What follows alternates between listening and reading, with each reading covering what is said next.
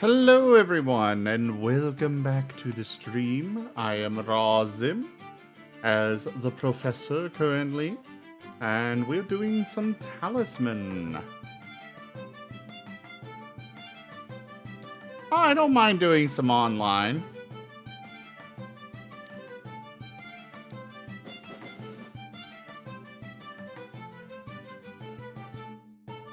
Go ahead and get in here.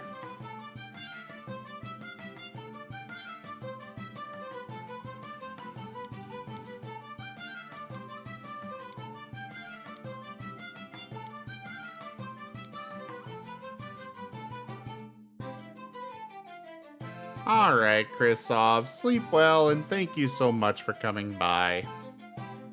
Yeah, Chrisovs.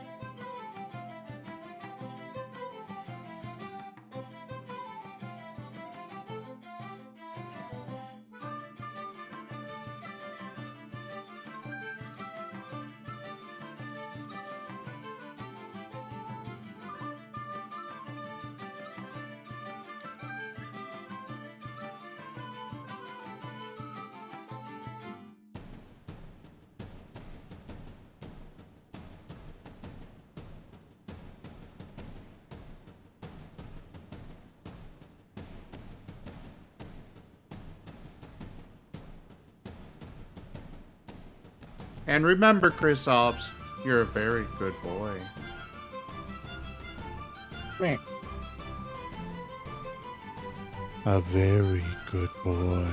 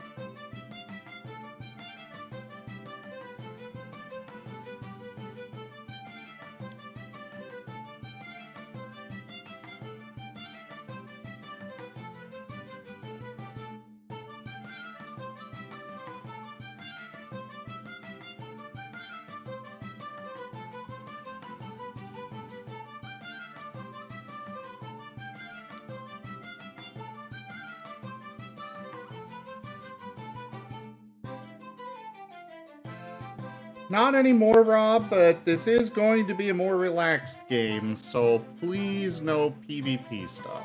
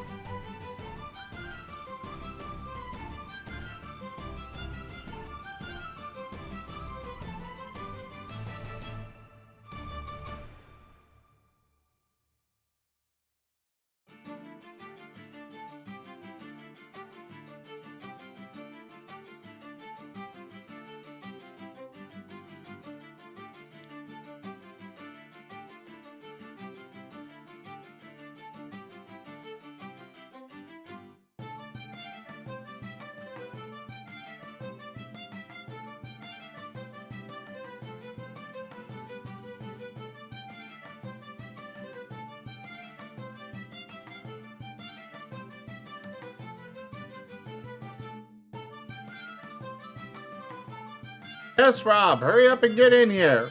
I'm waiting on you and Jaffer to get in here. I'd kind of like to get started.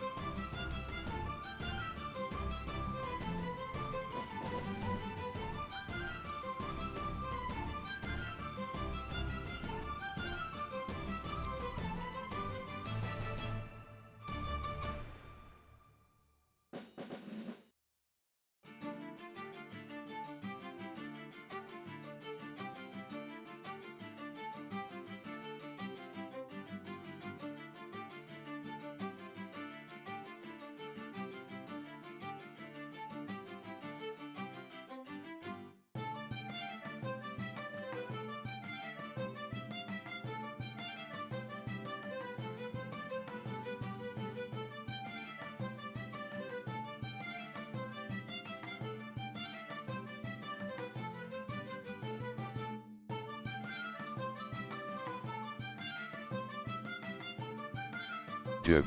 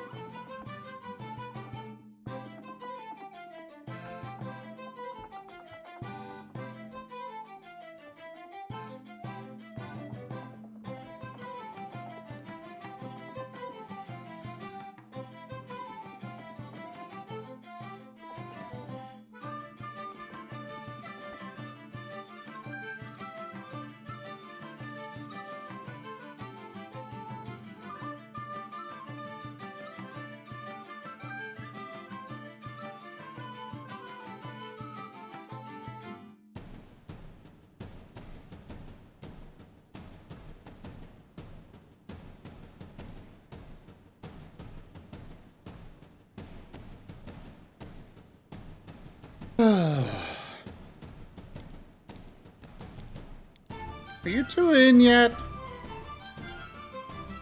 Yes, you I are. think Jaffer said that he's having issues.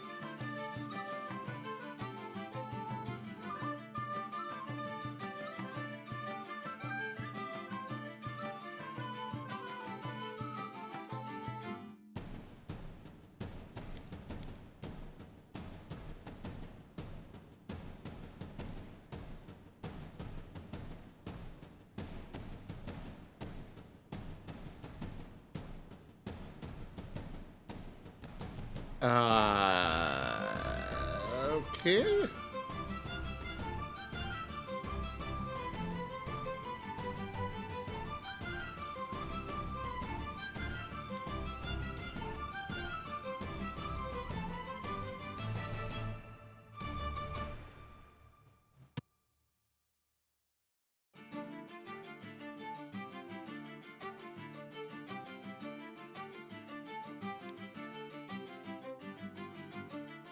Sure, we'll do that. Rob, if you're talking, I cannot hear you. Okay. The Dragon Realm? Ooh, let's check that out.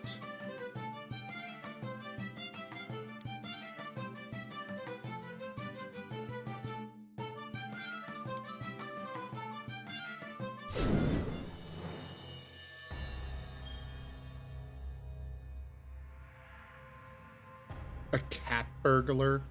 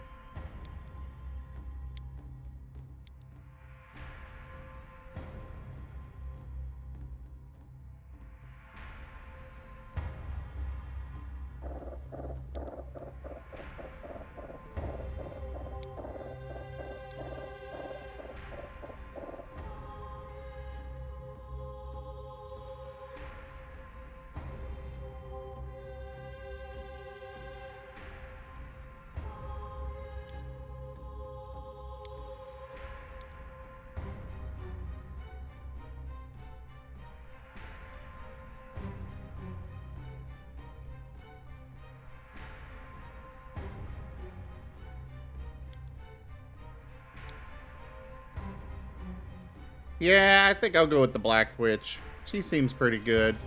Hello there, Fuda Shark.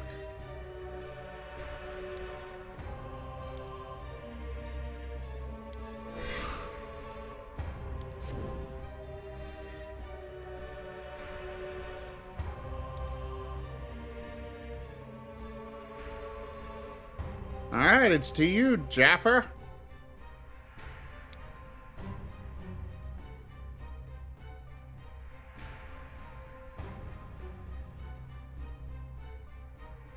Rob, if you're speaking, I cannot hear you. I wasn't speaking, that's why. Ah. I was still putting stuff down and rustling and making noises, so I was muted. Fair enough. Out of kindness and consideration. Oh, hey, shit. What was that? Oh, hey, your shirt. My shirt? It's in my clean laundry box. Yeah, Spooky's in. Ah. It's in my clean laundry pile. It was returned to me.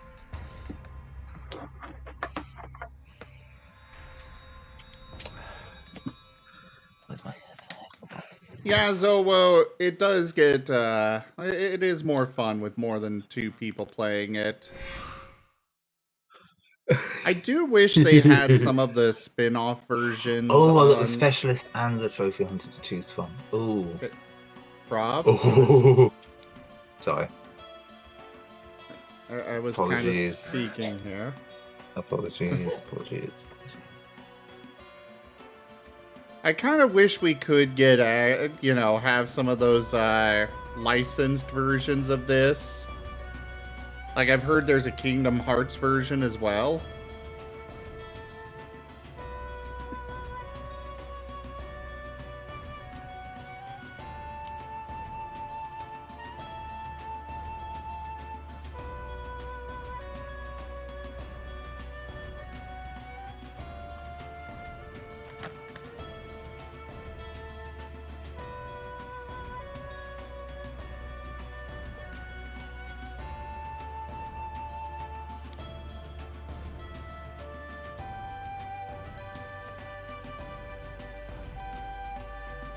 Dragon! What's up? You're awesome. Well, thank you.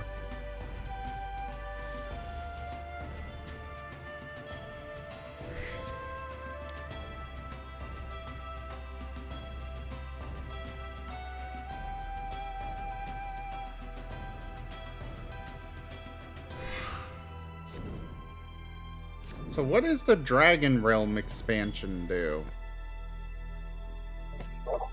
Oh, that changes the inside, so it's not the Dragon's Tower, and it's also not the normal race for the crown. So you see, you've got your own unique dragons in the middle. Oh, what?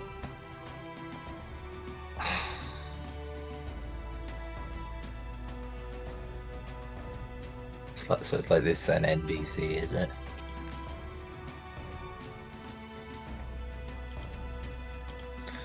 This Well, feels that was like karma. fast. This feels like divine karma. So I didn't re-roll it. Oh, I don't like this. Oh yeah, there's some fun stuff in the middle. I want to restart. I want the tower.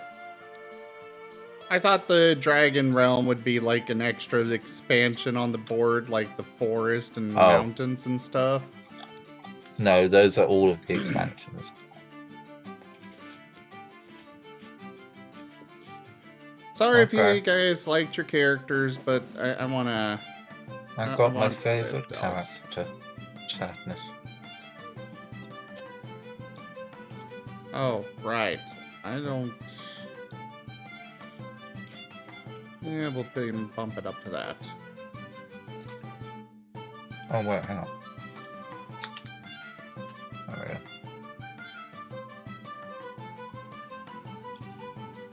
So, how is everyone today?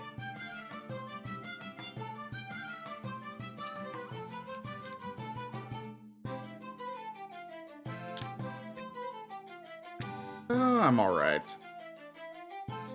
I'm doing all right. Just about to finish this up. And then we get story time?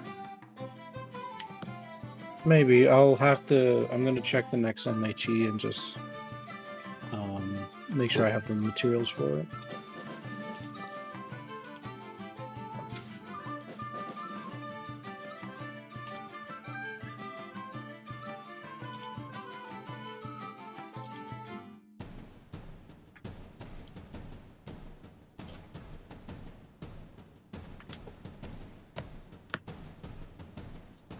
Alright, let's do this.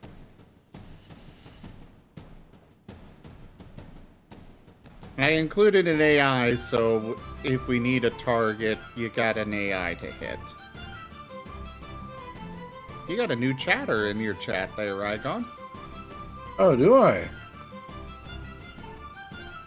Well, hello there, Christian Fell. Or what is that? Felix. Felix. Christian Felix. How you doing?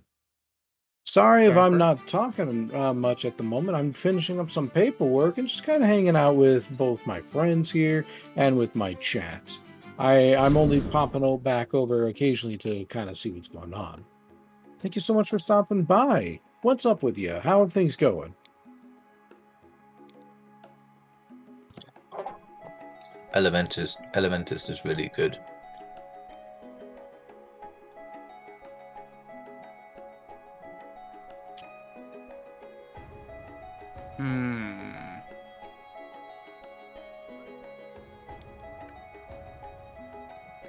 That definitely He's not seems got very many good. abilities, but he's really good.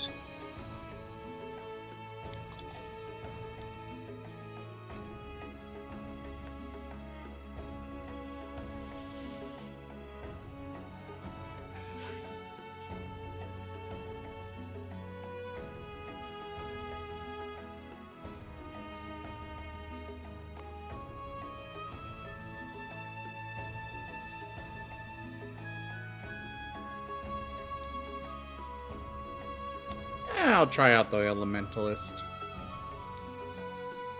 He seems neat.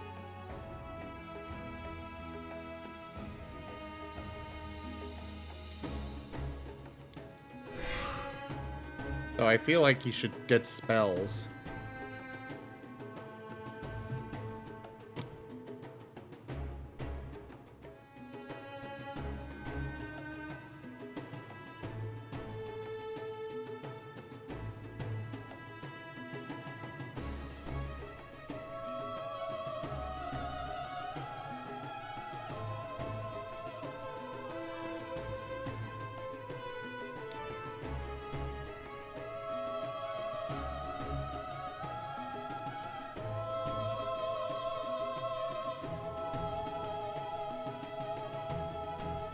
Ah!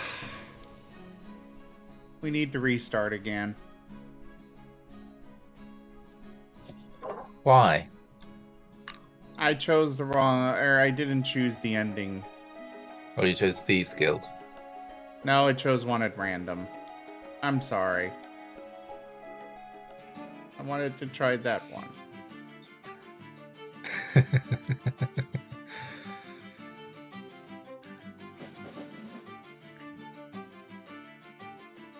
Oh, I don't feel so bad for waiting to make my beverage now.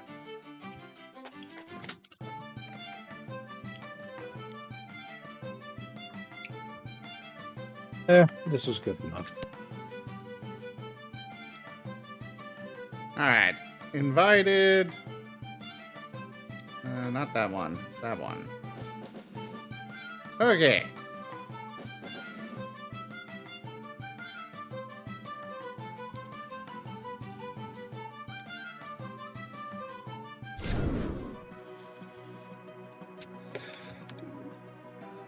Christoph, what?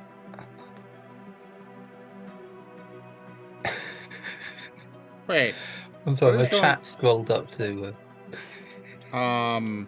Apparently it resumed the game instead.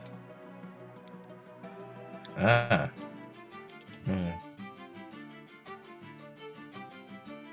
Yeah, I'm... Yeah, oh. My talisman crashed. Okay, I'm just gonna let you guys choose your characters.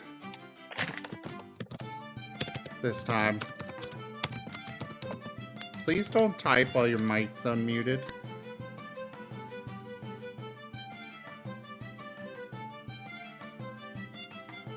Okay, new invite.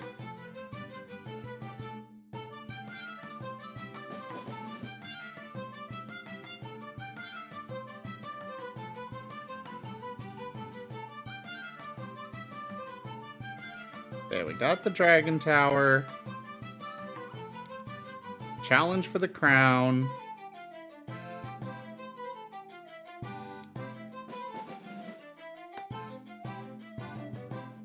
Alright, that's the third MHE done. I don't know how the final formulation looks, but at this point I don't give a shit anymore.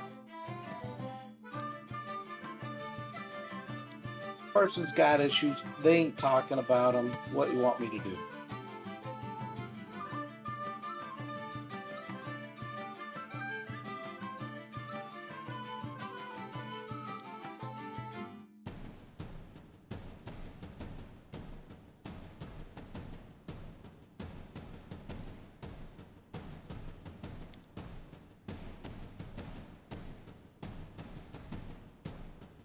No, you're good, Jaffer.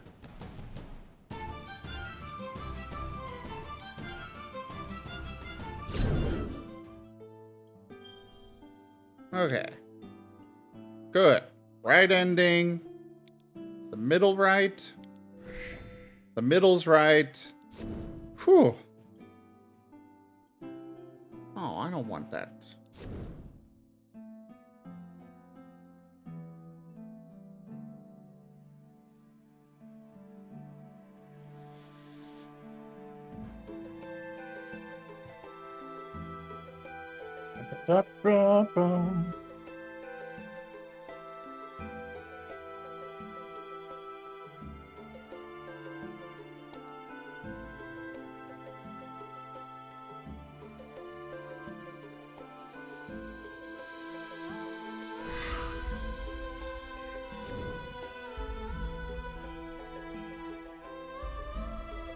Oh yeah, her movement is really good.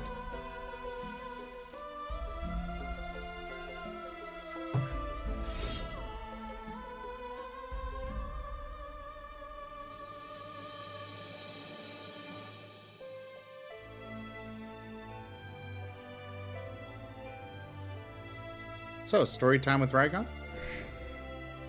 Give me a second. Sorry.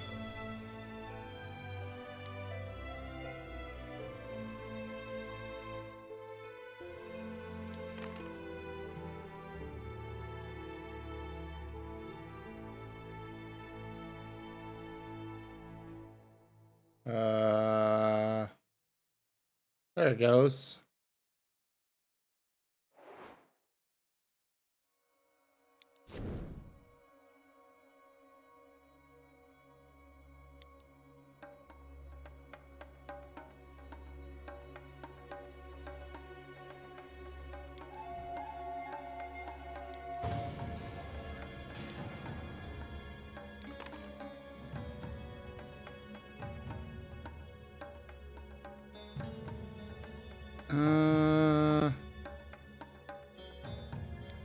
Go with them.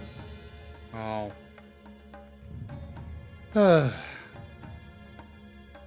I can't even get a spell.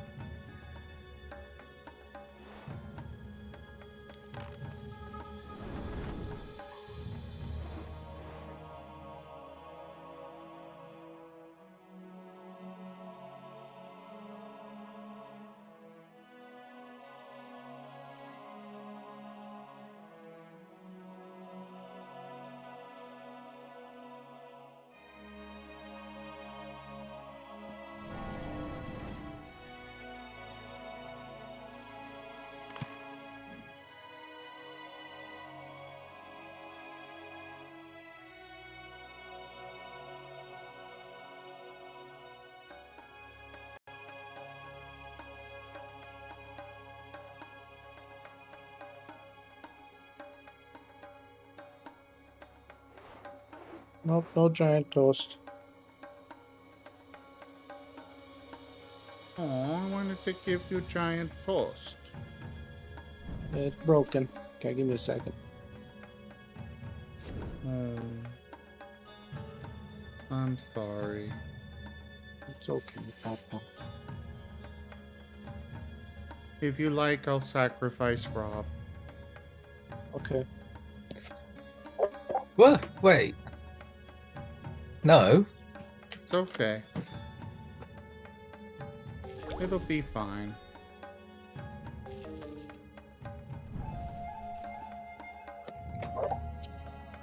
Okay, I've checked the Pokemon and I already have it. Okay, what's the sacrifice about?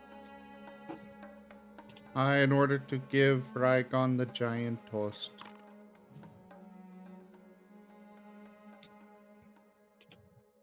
Why didn't you sacrifice something of yours then if you want to give it to him? But you are mine. Toast should work now. Since when?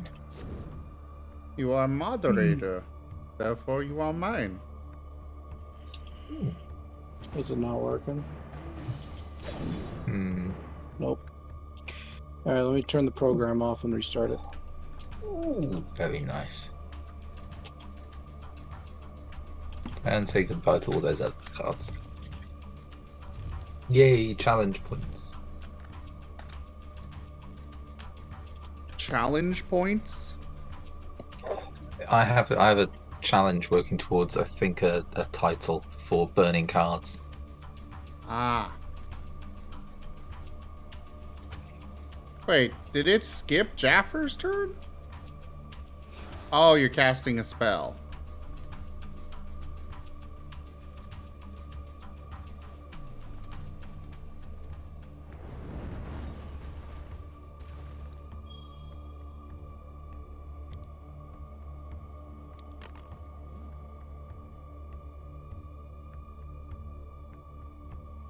Sure, we'll go here. I am Warlock. Hear me roar. Ooh, Orb of Time. I don't know what Crore is. I am tired. But not exactly I know. tired, just brain dead. Pet, pet.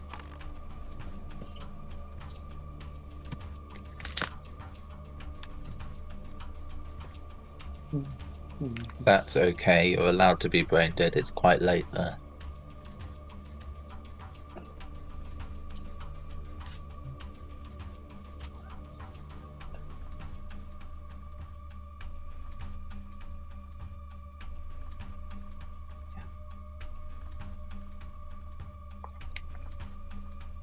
Hmm.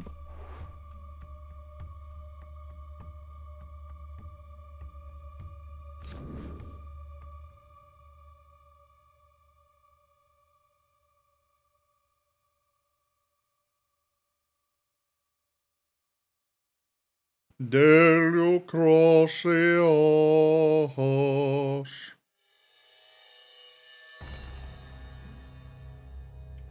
Oh yeah, since you're here, Jaffer, I should probably feed your some audio through Discord so they can hear when you play one of your cards.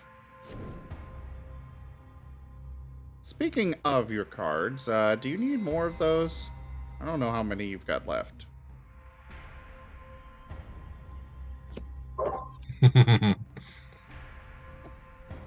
This is a fun card. Oh.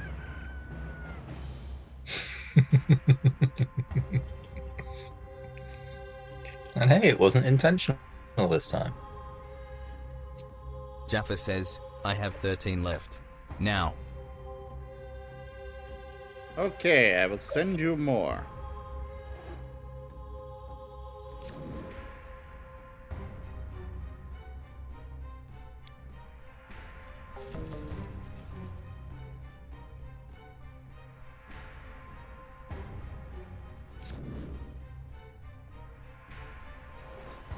Ah. Streamloots apparently did a recap thing for their whole thing, Majigger. God damn it.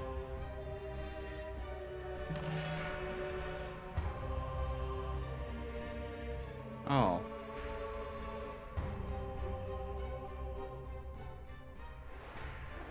Alright, I'll go to the chapel.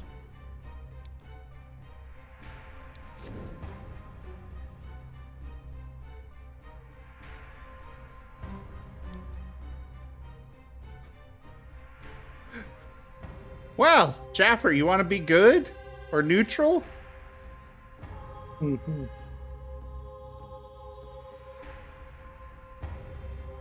Jaffa says, sure, make me good.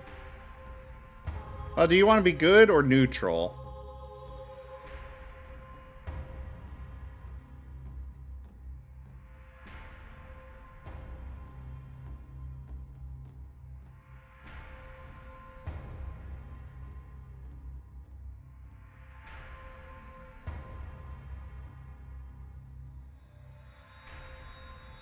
Jaffa says, neutral, so we have all neutrals. Okay.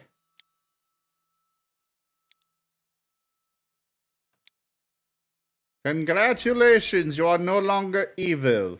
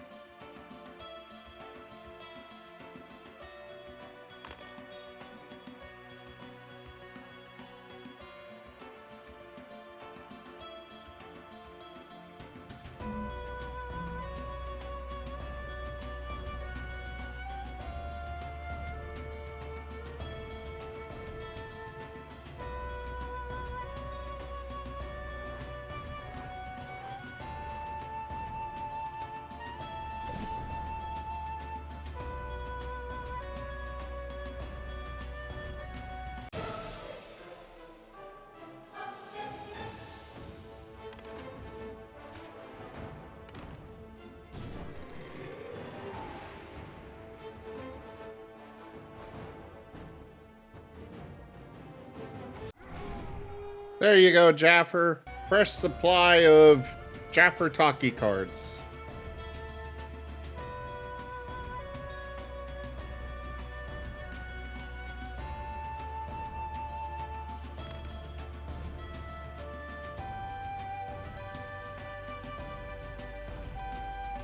Ah, hey. Apparently, out of all of those that use stream loots, I am in the top 1% of streamers who generated most revenue. Thank you, everyone.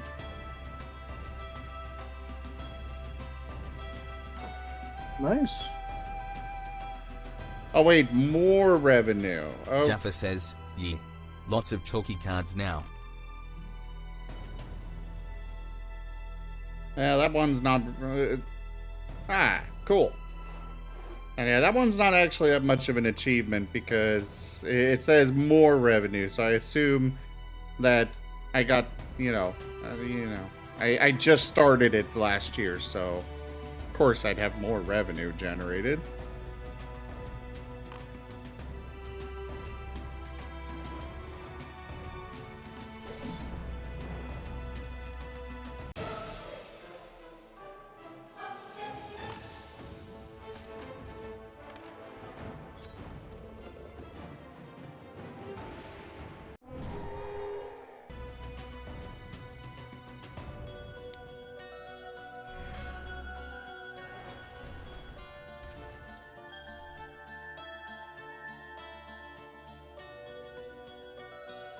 Jaffa says, me thinks the AI cheats.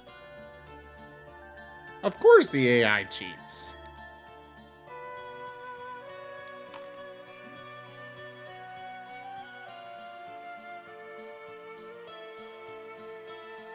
So, what happened with the AI? I wasn't paying attention. Ah!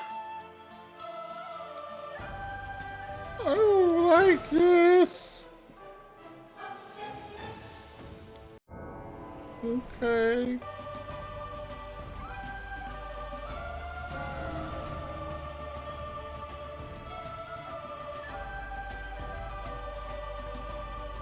Jaffa says, it took on a strength 7 monster and won.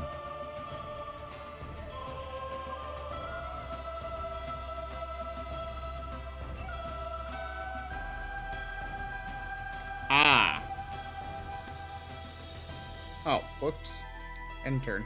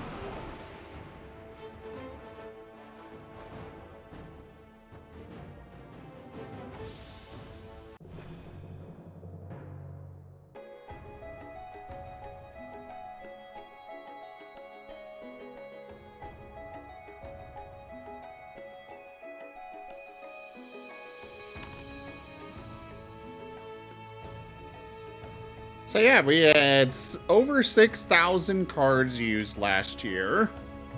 Holy crap, that's a lot. 2,462 card packs obtained. Nice. And top 5 supporters for the year through Streamloots. Number 1 was Wostein. 2 was Jaffer. 3 was Zoro. 4th was Toshime. And 5th was Lars. No surprise. Everyone be aware, if you land on a character, you're going to be forced to fight them. Ah. I'm getting all the fun events this time around.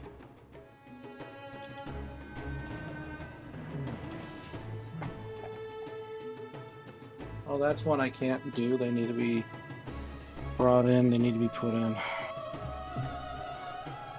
So I got one more that I can look at that I can do.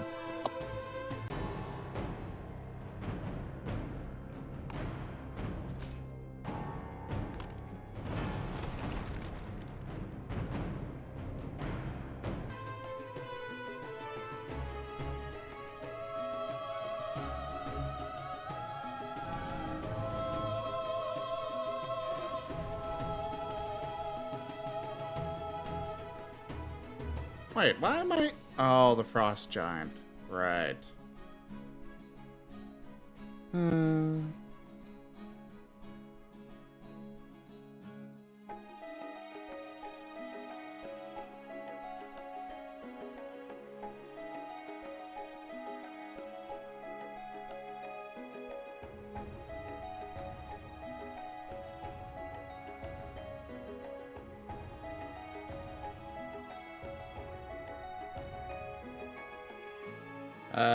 Jaffer?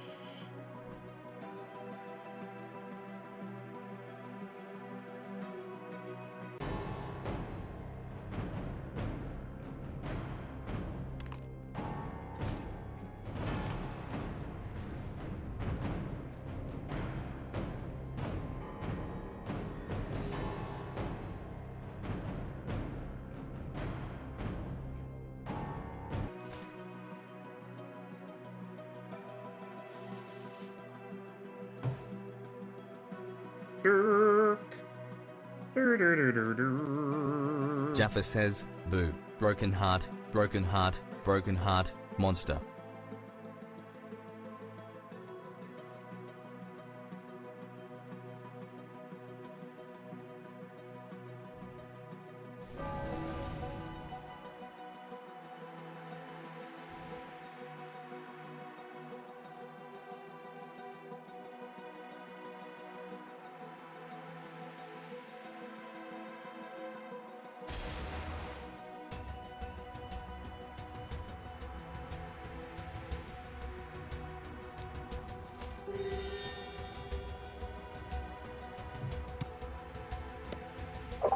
Okay, the thief knows he's been created to be the scapegoat that we can all attack.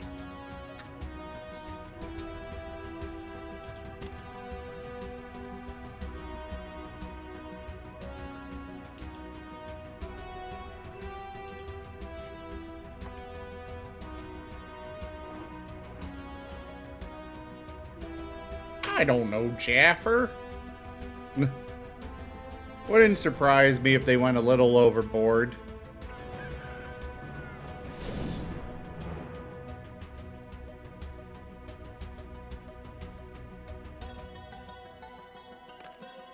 A Duke.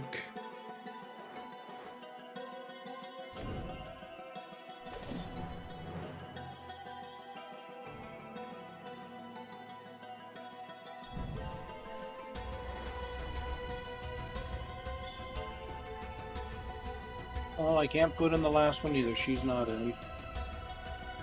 So you're done then. For the moment, yeah. Until people are in their offices, and then I can start sending emails saying, like, hey, I need such and such to be admitted so I can do my job.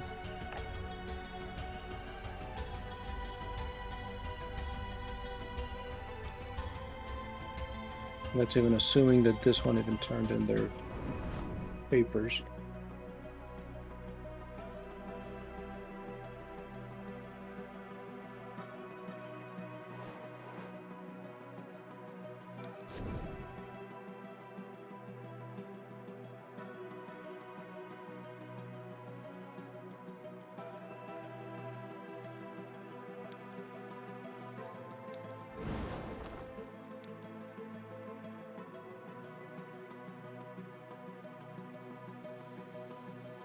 Yeah, it is probably to protect us from being insulted.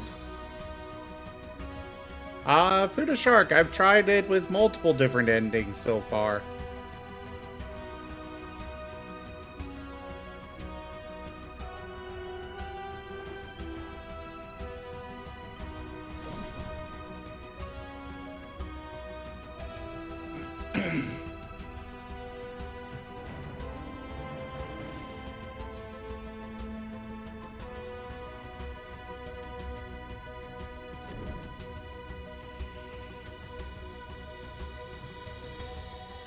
Nothing in particular yet. Though I think the Land of Wonder might be, but I've only tried a couple. I mean, multiple, but not much compared to how many they've got. This one didn't turn in her papers either. So that's 3 who didn't turn in their papers, 2 that need to be fully admitted.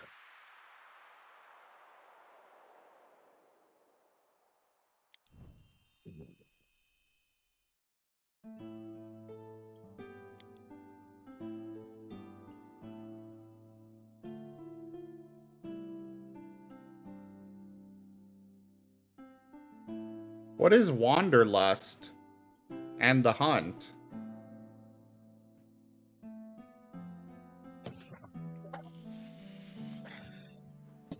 The hunt I know.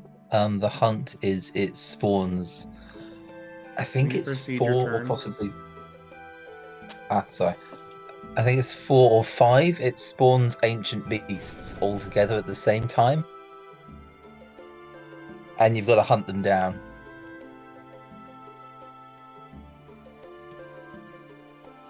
But only once you reach the inner region. Reach the Crown of Command, it summons them and then boots everyone out into the Ah!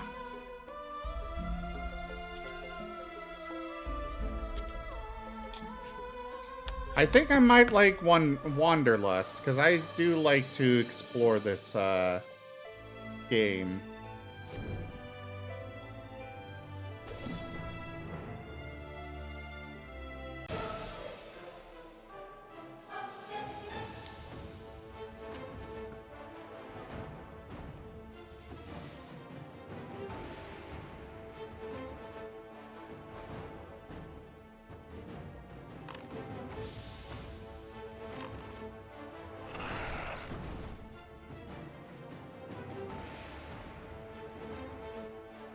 Hey, Blue Spirit, how you doing?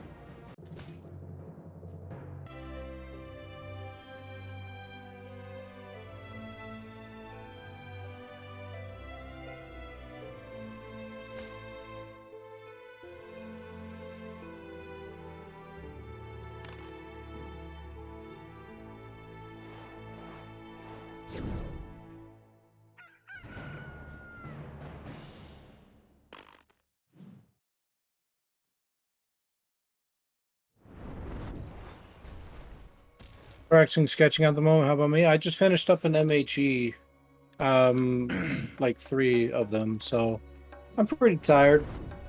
But I can't quite go to sleep just yet, because as soon as the office is open, I need to start sending out emails saying like, hey, such and such needs to be admitted, such and such needs to be done, so I can continue working on MHEs.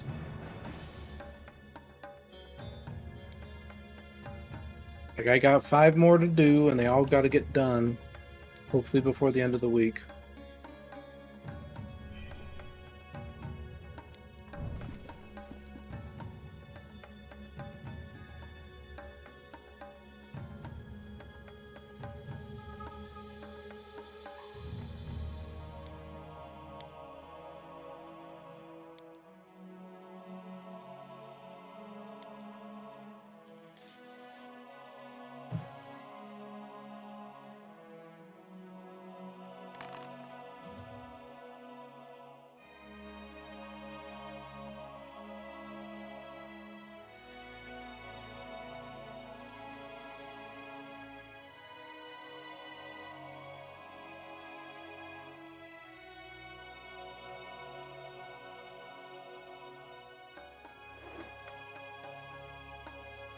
Yep, still a lot of work to do, but at least I managed to get 3 done over the weekend.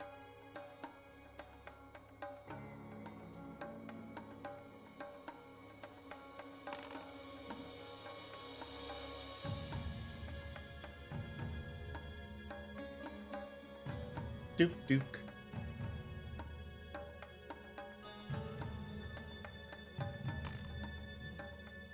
You did really good, Rygon. Thank you. Hmm.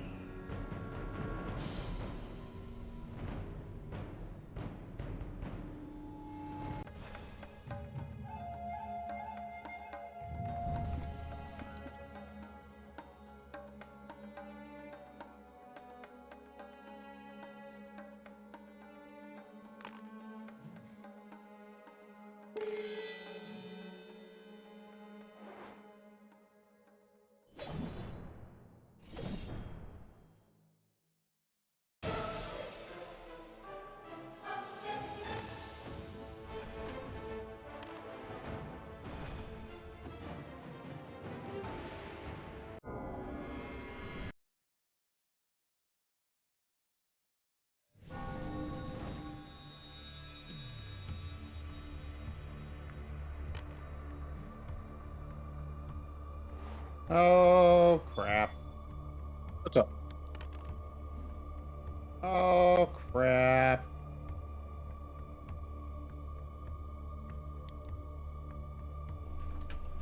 Well, I'm dead. I'm a dead. Oh, you're a ghost, so you're not fully dead.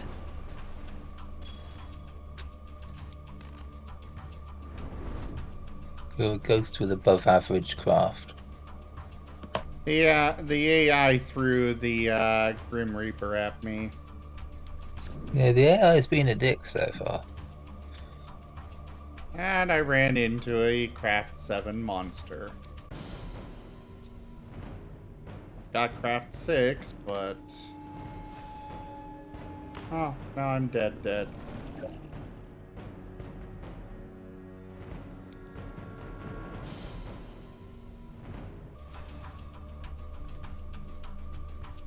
Okay. I'm sorry. I need to lie down for a little bit. Okay.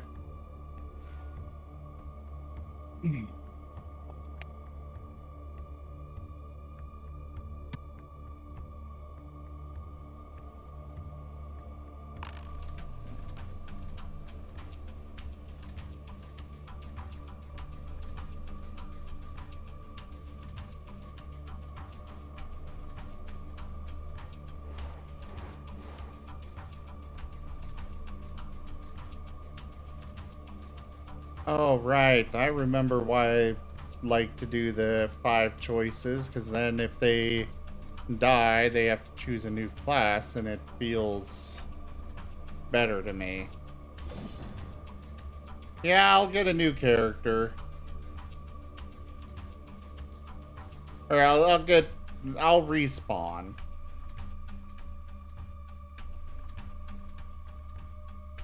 Jaffa says, strength 19.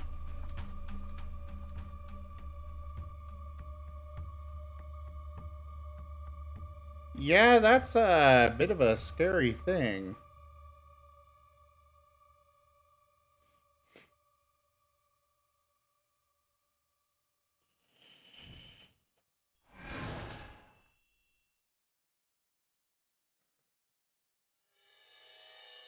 Oh!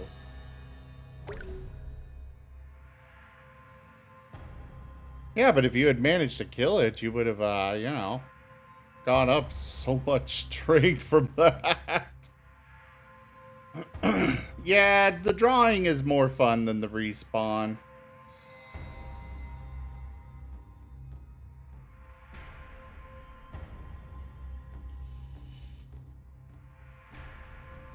But at least this way, I don't think I lose everything.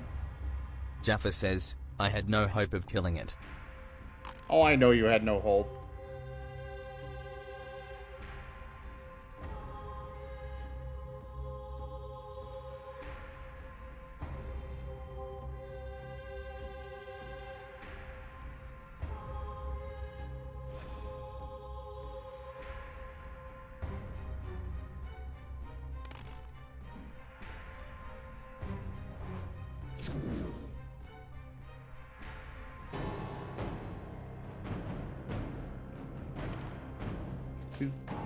Do do do do do do do do do do do do do do.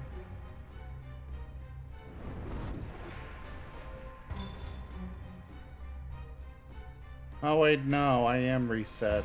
Oh.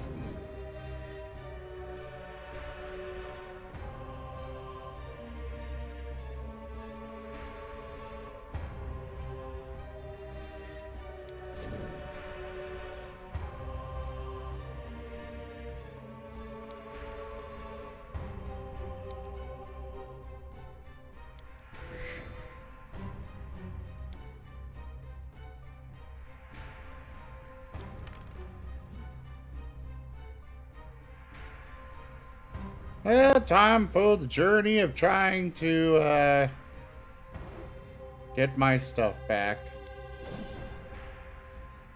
Oh god. And I'm dead.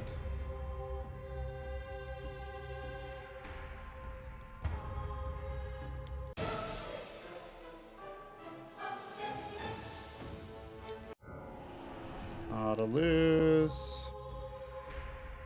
And then I fight this thing. Oh, never mind.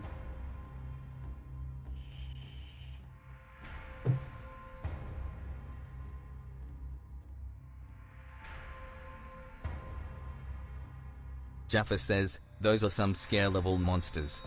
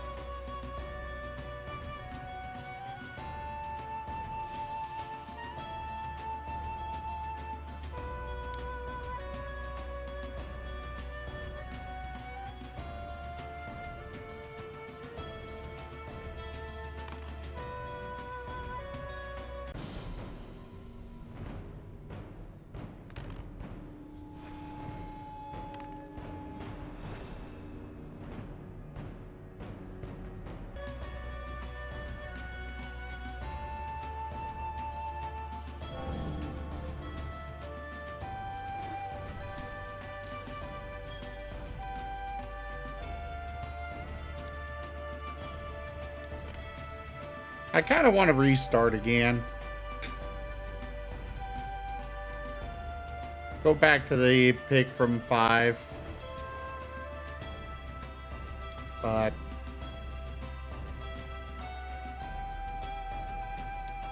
oh, hey, that's nice.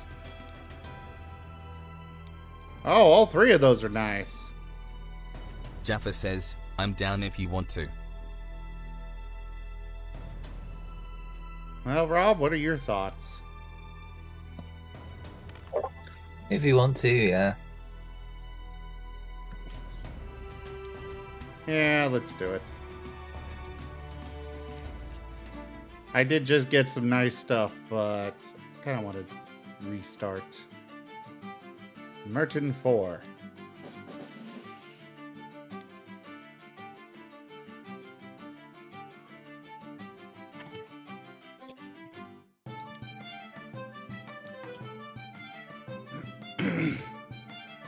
Marten 4.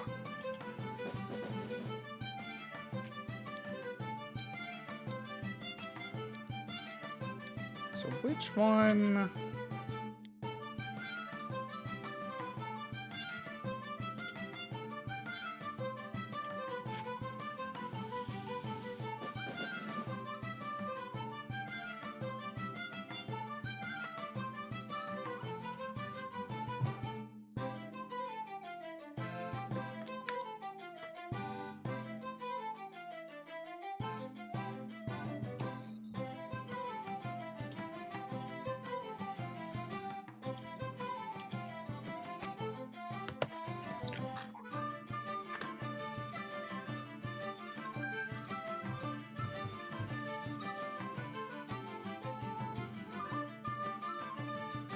Wanderlust sounds fun.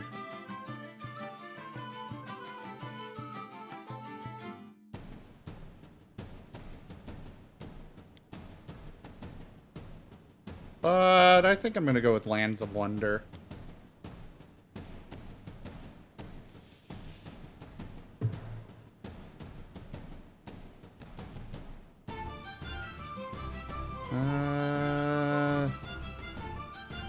Character selection.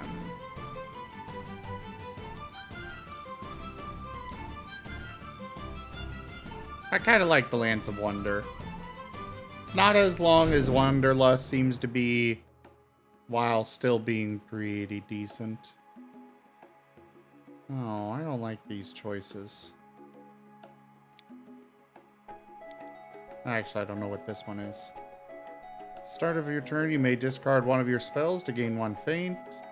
When your turn ends, you may spend 1 fate to draw 1 spell if your craft allows.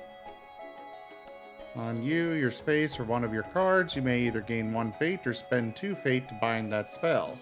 If you bind the spell, it has no effect, and you may immediately cast it on a new target, ignoring region and timing restrictions. If you do not use the spell, it is discarded. Ooh.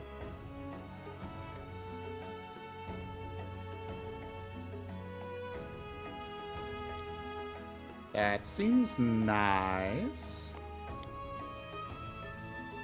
What is their stats? 2, 4. Okay.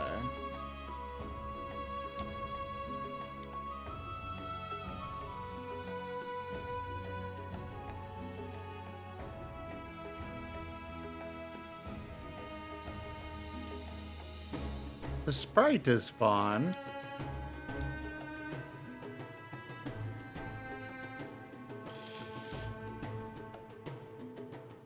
But the sprite is also very hard with starting with only 1 strength.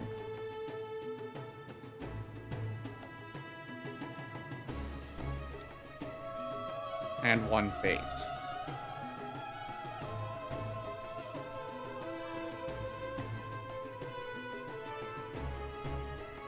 I don't know, I'm torn between Gin-Blooded and Sprite.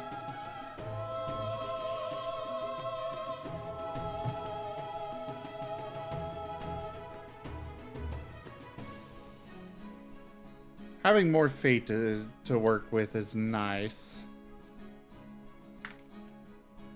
I don't know, what do you all think?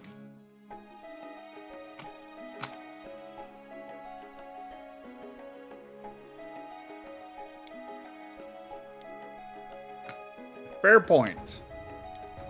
I have played the sprite before.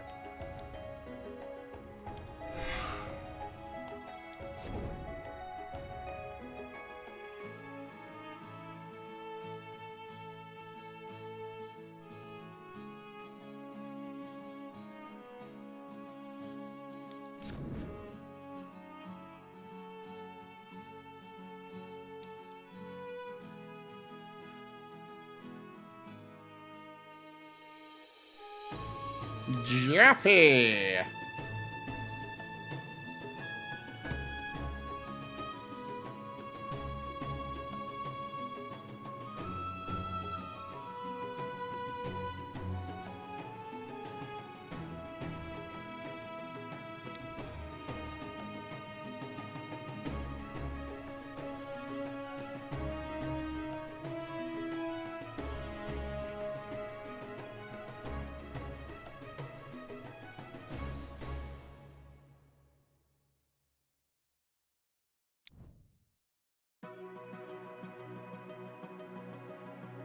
Plus, the nice thing about the Lands of Wonder is...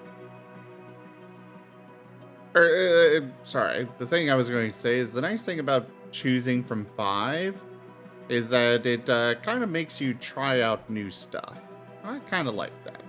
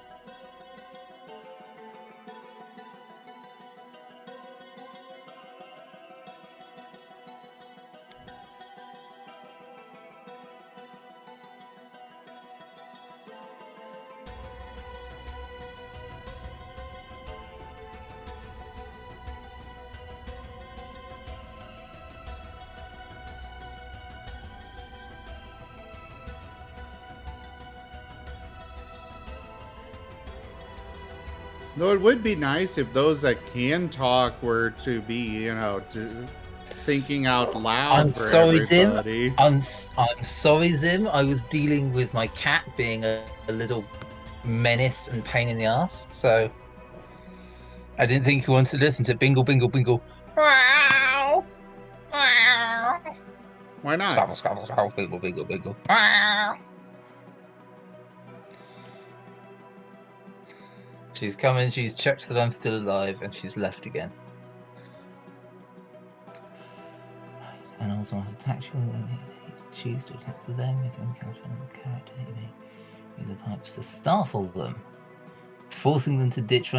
3 of these look quite fun, but also 3 of them fall into the annoying other characters.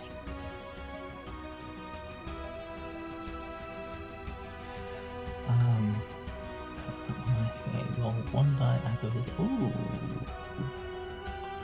Okay. When you defeat a character in battle or psychic combat and choose a gold, they may take all of their gold. Now, if it's a tavern, Speaking of kitties, I has a kitty. You has a kitty. Yes, I has a kitty.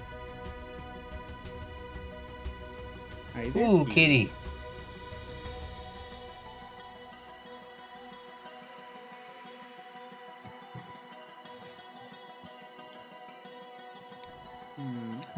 What does the warlock do? Give me 2 spells. Start my turn, gain your full complement of spells according to your current craft. Whenever I complete a warlock quest, I may take 1 card of my choice from the purchase deck for free instead of gaining a talisman.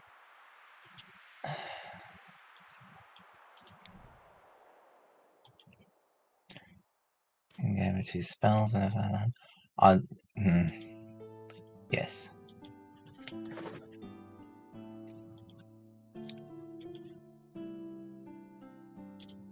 I shall remain Lightborn.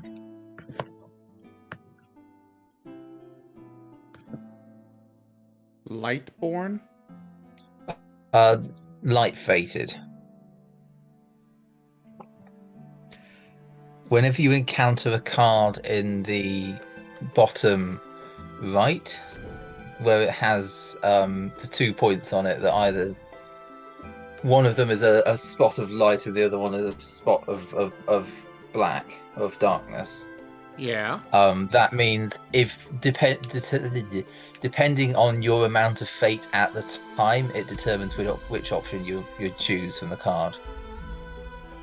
So if you're light bound, you have the most number of light fate, so fate for changing your own dice, so you get the light fate option. If you have more dark fate than light fate, you get the dark fate option, and if you're middle, you just get the information at the bottom of the card with none of the extras.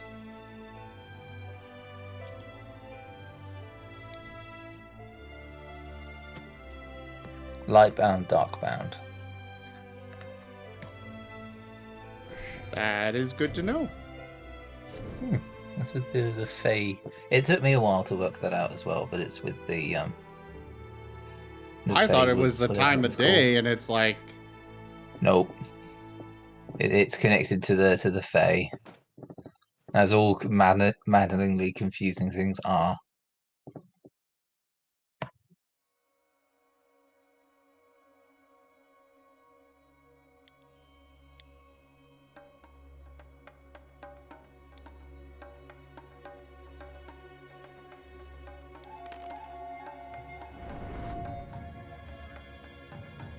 Well, I suppose since I started over here, let's go into the city.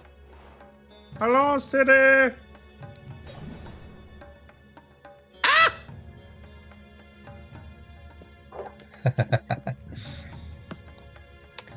Welcome to the city.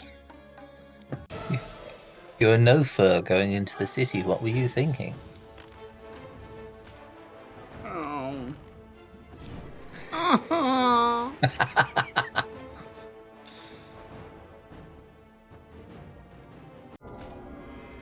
Hi, Timber.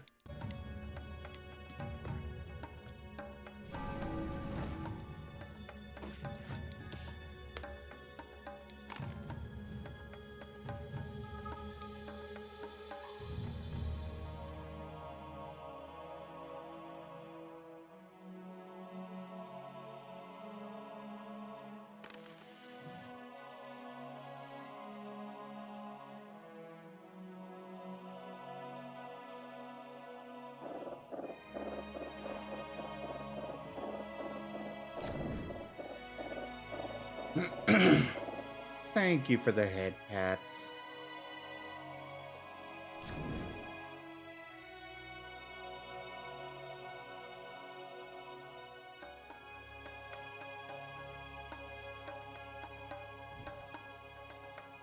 Joke.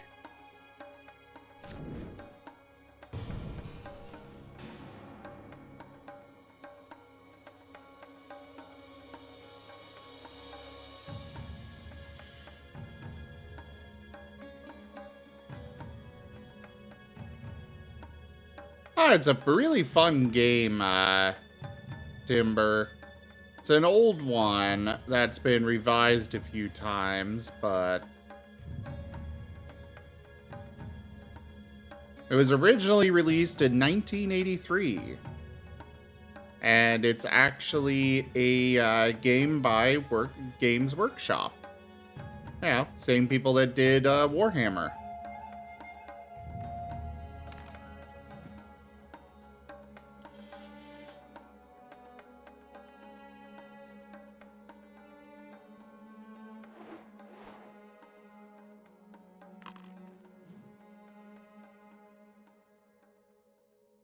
Bring that werewolf daddy to me. That's the wrong way.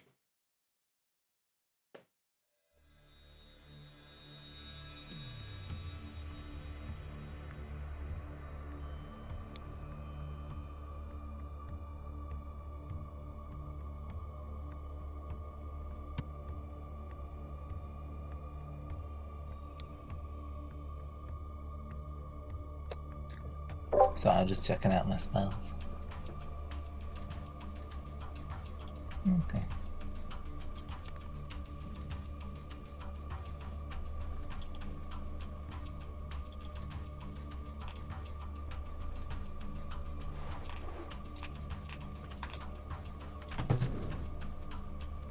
Ooh.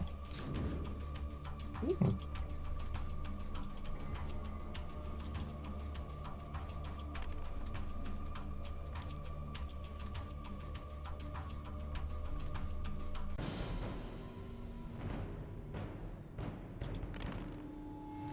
Craft 1, modifier -1.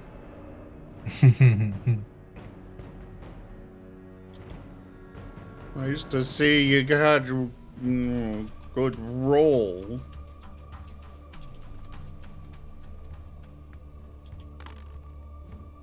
On an easy monster. Thank you for Yeah. the head pats.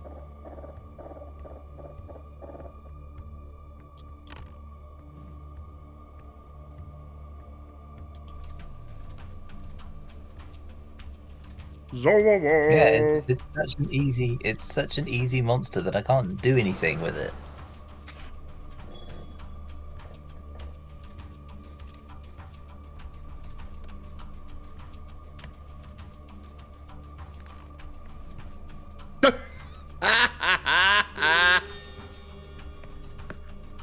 Well, at least I made them lose all of their fate.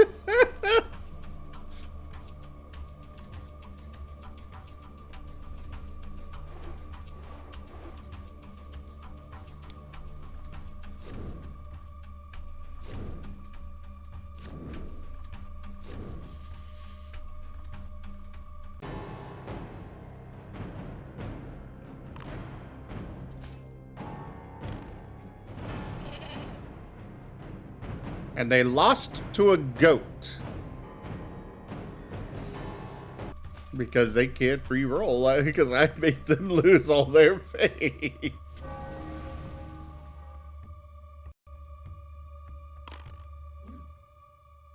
Duke, duke, duke, duke. Dur, dur, dur, dur. Dur, dur, dur, dur.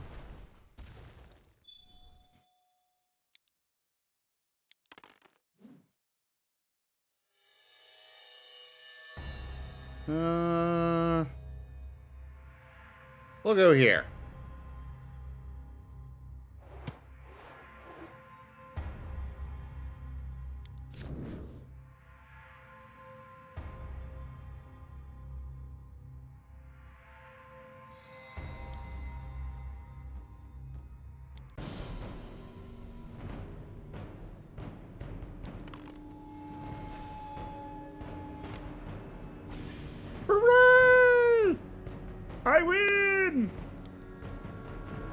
Die, heretic priest!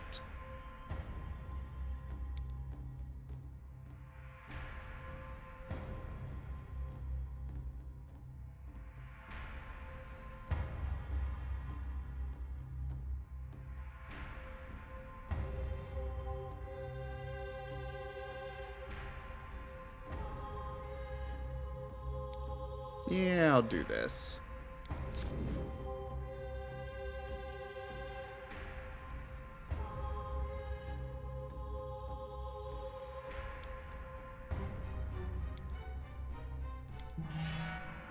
Well, if you guys run into something that'll make you suffer a bad effect if you are a certain alignment, let me know, and I can change your alignment.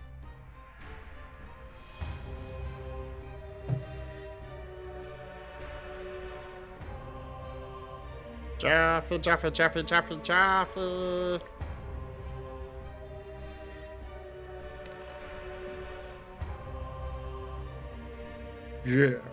Jeffer, Jeffer.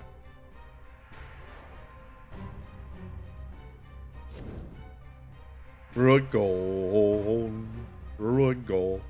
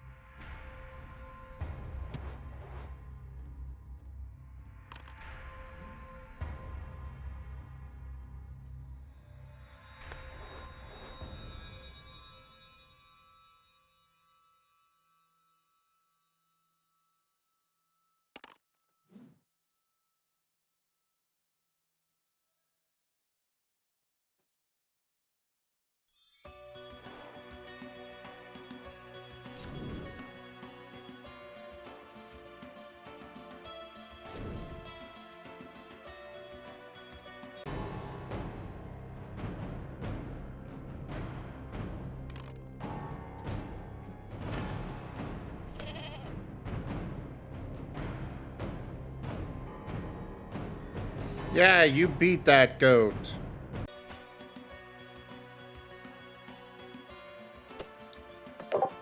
Yay, points and gemstones, and I can't trade it in. What did you set the trade-in value to be? 4. And it's an incremental one. Ah. Misremembered what the goat is.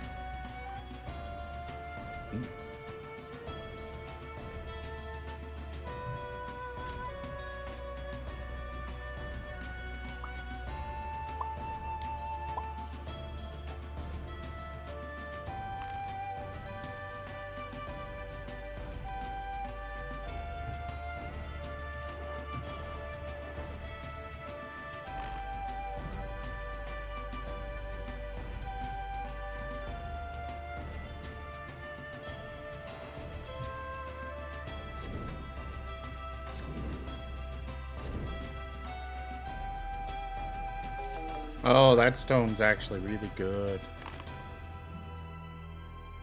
Or at least it can be.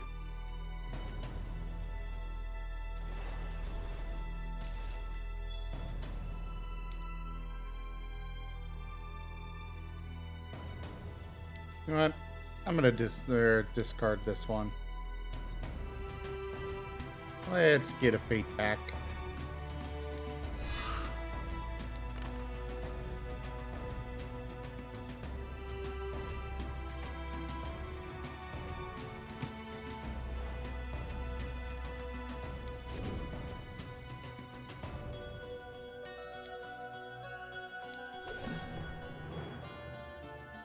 Ah! Ha ha ha ha ha ha!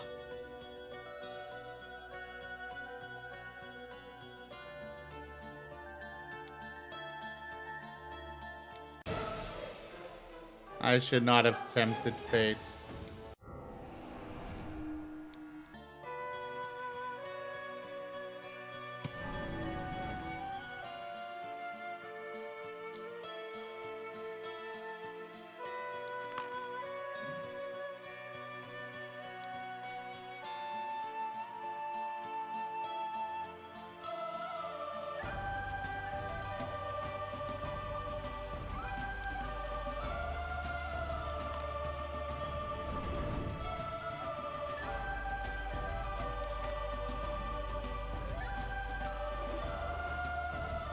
Gotta bring that werewolf towards me.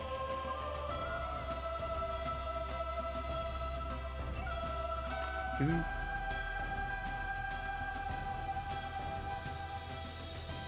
do, do, do, do, do, do, do, do, do, do, do, do, do.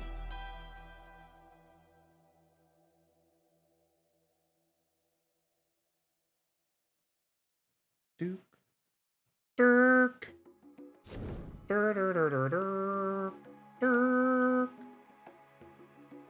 Dirk. Dirk. Dirk. Dirk. Dirk. Dirk.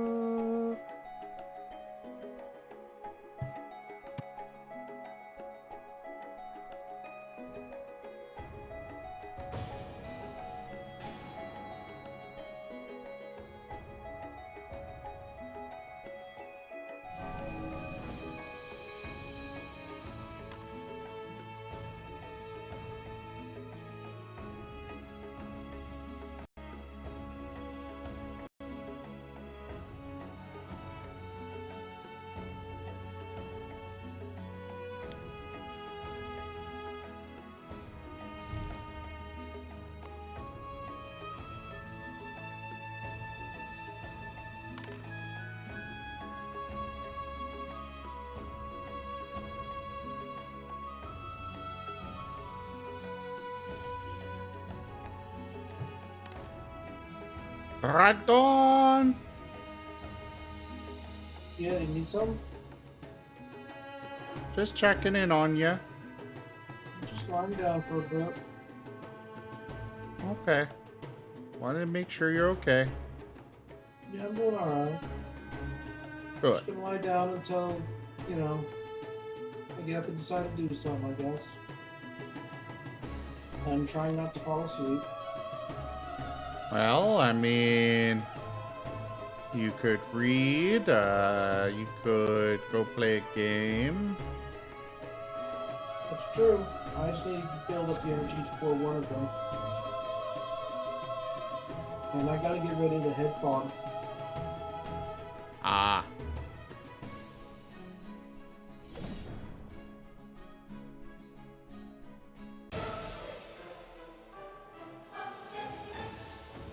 The Storm Crow.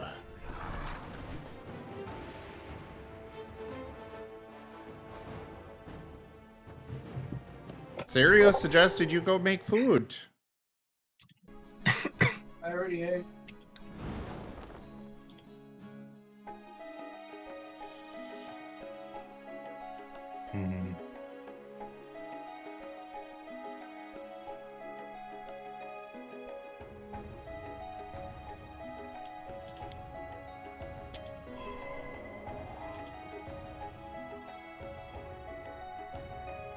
All right, Timber. See you later.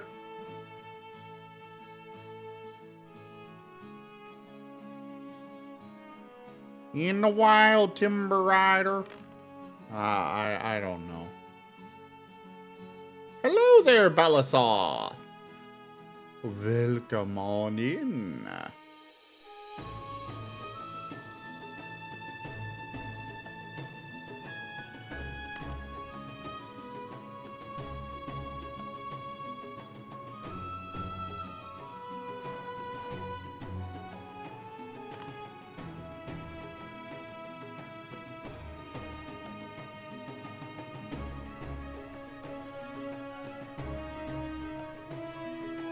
That is the wrong way, Rob. Oh, where did you want it to go? How many times do I have to repeat myself? To me! Oh, I thought you were down in the... I'm a bit far from the screen. I thought you were down in the woods. Sure you did. I didn't see you up there. I saw two people down in the woods, and I went, well, there's more people over there. I think maybe Zib's over there.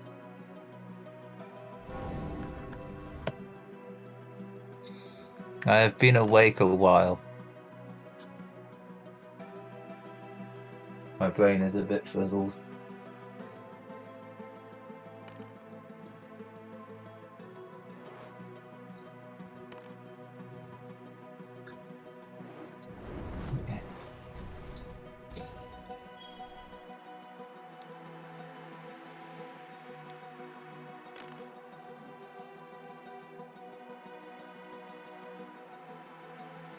To Rats Road!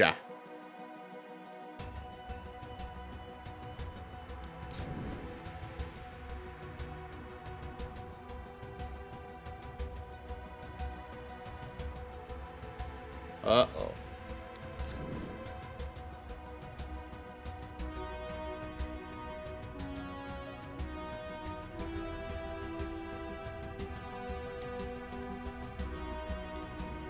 Interesting.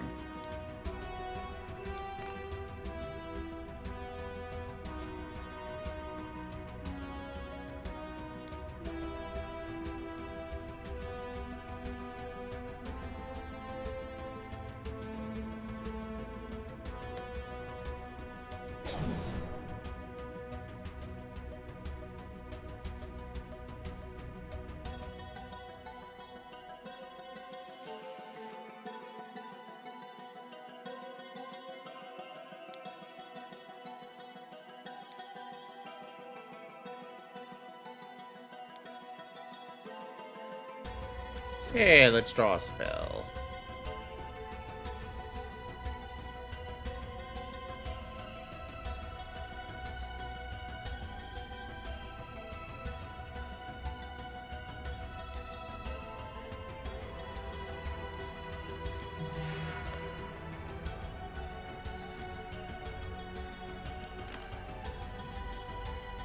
I was really hoping I'd run into some easier enemies over here.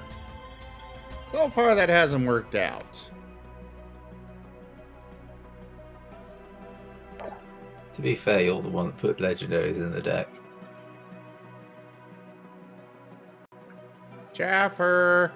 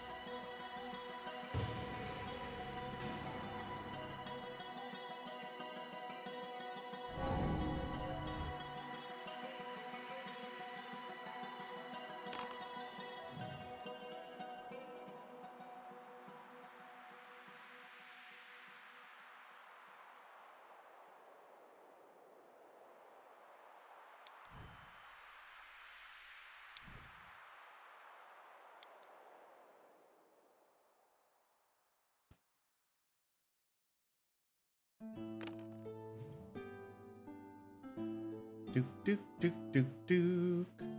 Doo doo doo doo doo doo doo doo doo. Dook dook doo doo doo doo doo doo. Doo doo doo doo doo doo Duke. Duke. Duke. Duke. Duke. Duke. Duke. Duke. Duke. Do do do do do. Oh. Do do do do do do. Do do do do do do.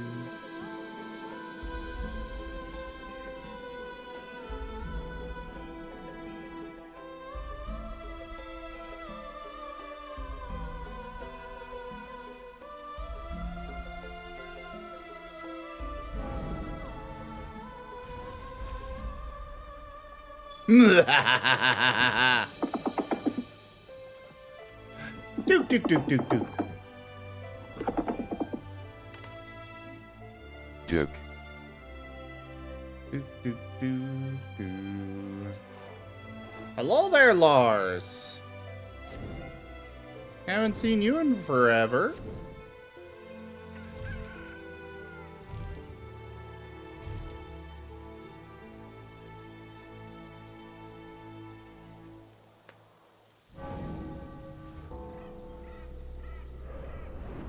Oh, I killed the artificer.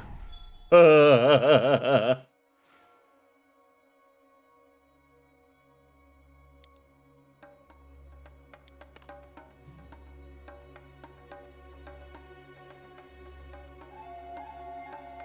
can't I go into the menagerie?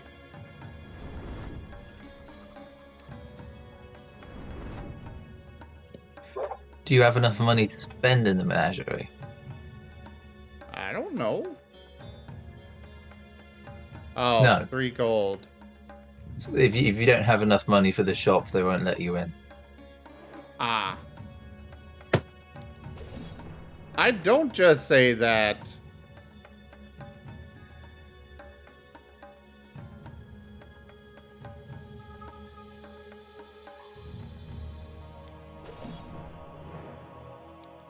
Oh.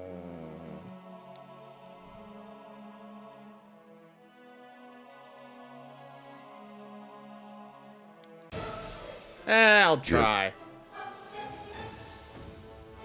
YOLO! That was terrible!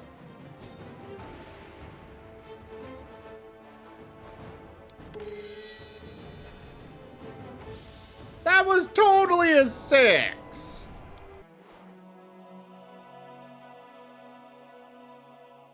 Dang it. I'm sure it looked like another 2 to me.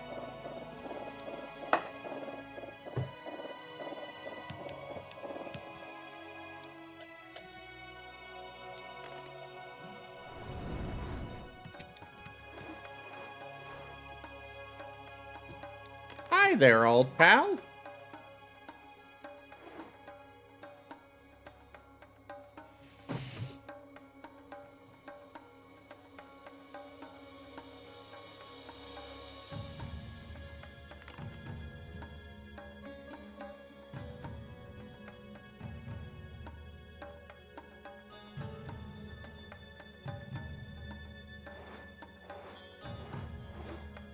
Yes, old pal, I do have cooties, so you should stay away.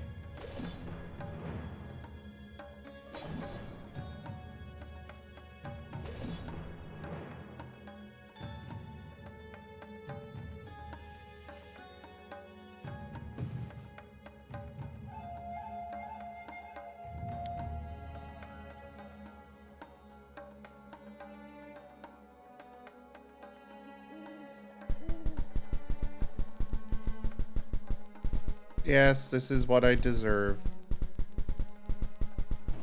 Being bombarded and killed.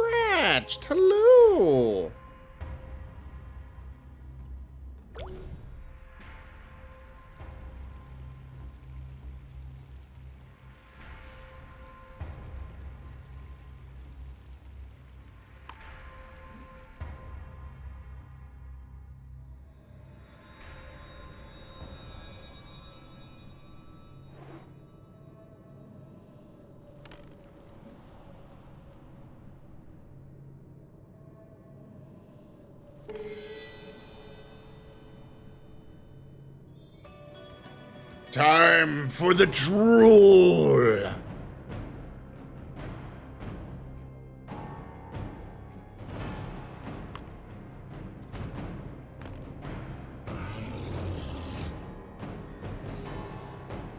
And it's just a standoff.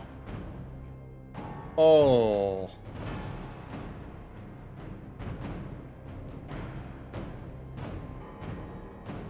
Rob! What? Stop being quiet. Hmm.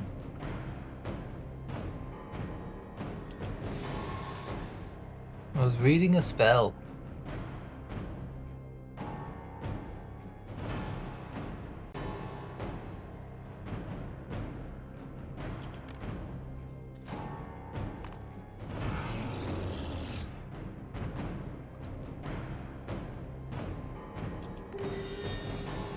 God damn it.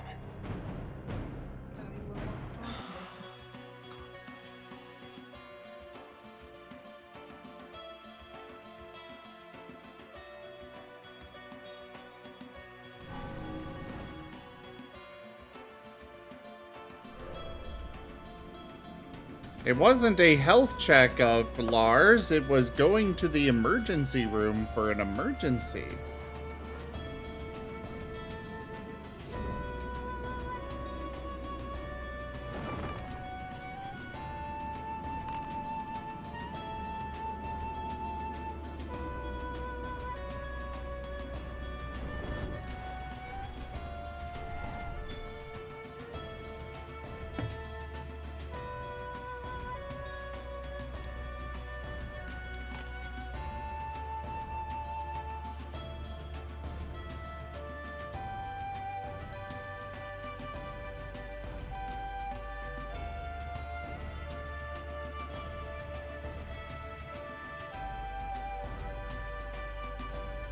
Yeah, we'll go to Thieves' Alley.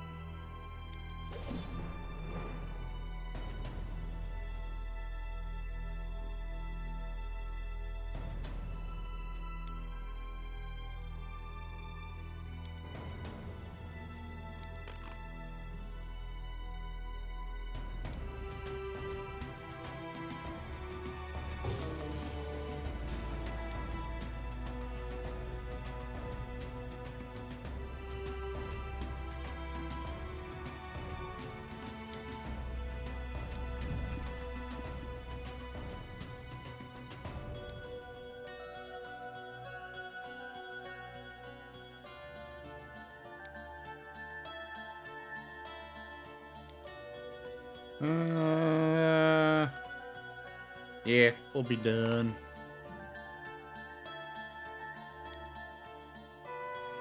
I've given details before, Lars, but I don't really want to get into it right now. What's going on? About the Well, I mean, ER you don't- visit. Oh, that thing. Yeah, okay. I'm sorry, everyone, if my channel's being kind of boring right now. I'm just recovering. I just did 3 anime cheese. I need a moment. Yeah, you're okay.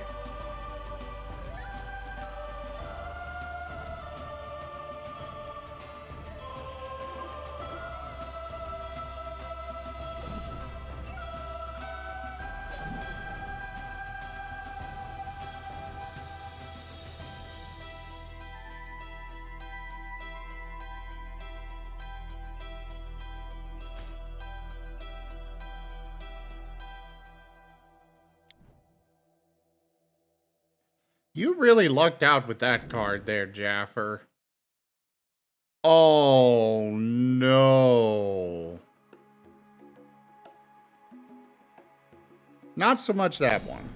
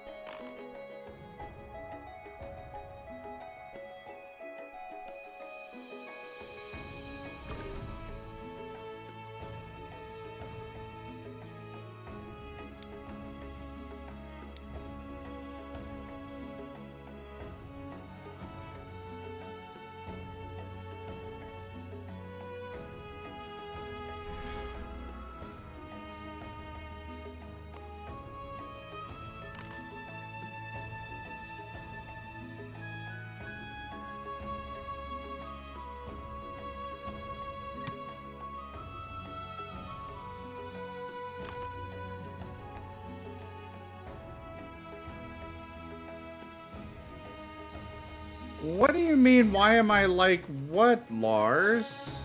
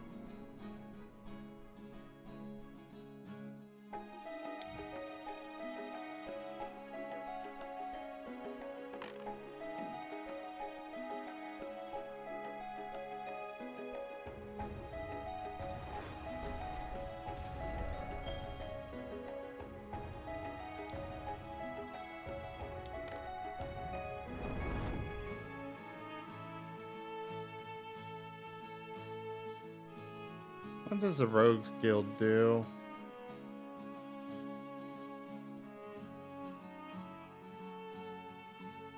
Well, only one way to find out.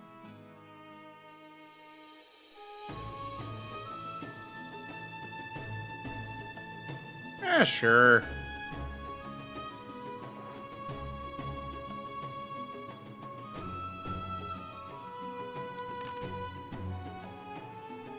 Aw, I was ignored.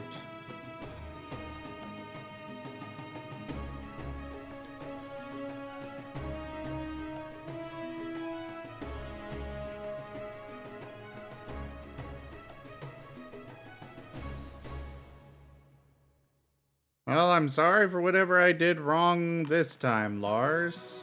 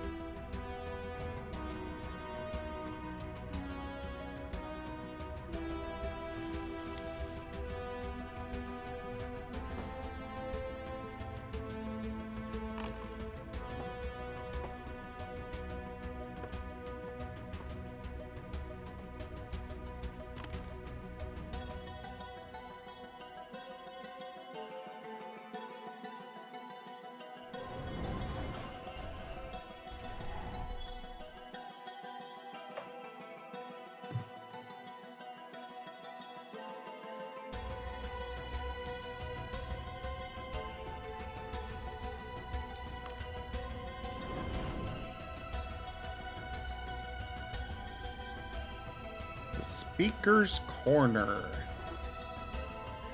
Never really explored the city before.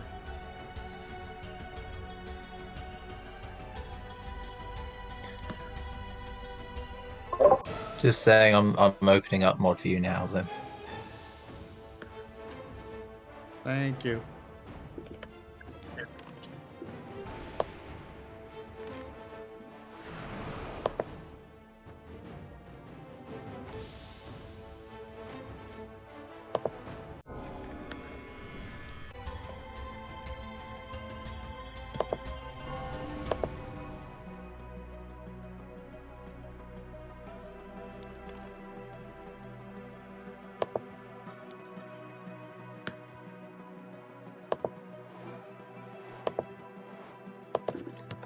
Well, now I'm apparently trapped in the city.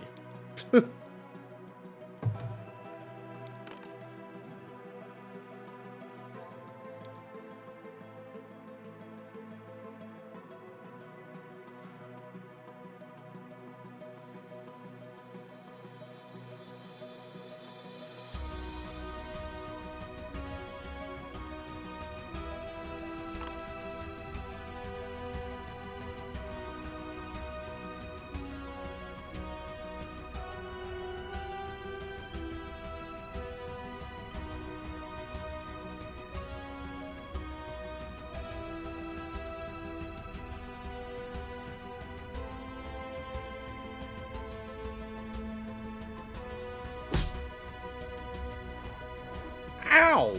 Hi there, Drakely.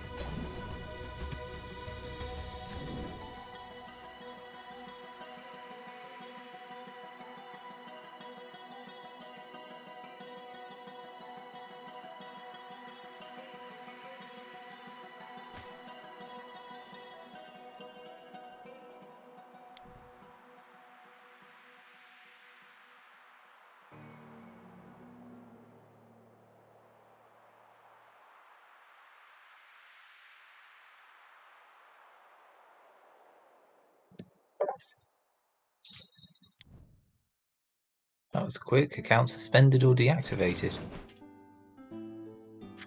Yeah, they usually get removed off Twitch real fast. I guess you're talking about bots. Yeah. It's why I don't bother banning them. I banned and then I filled out the report for both of them. Oh. What are you doing, my chat? What are you abusing me? They want you to read. To read? Or is that just you bonking me wanting me to read? That was Senri bonking you. Oh. Henry, why? And Jaffer's trying to catch you. Just another 8 hours. You do gotta get up or else you're gonna fall asleep. And you need to make those Yeah. calls and stuff. Not calls, I gotta send emails. Oh.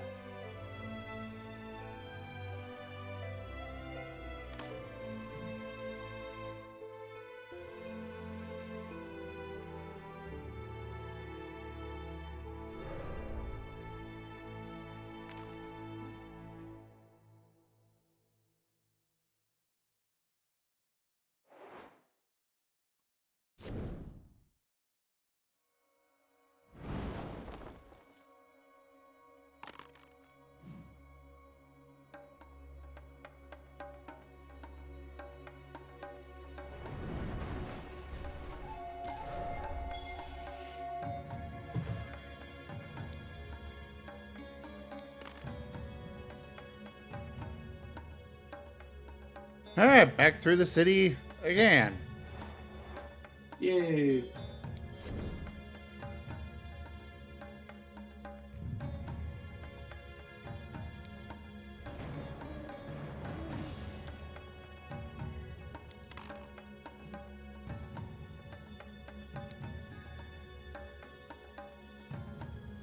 I got blown past the exit by the air elemental, and well, now I get to go through it again.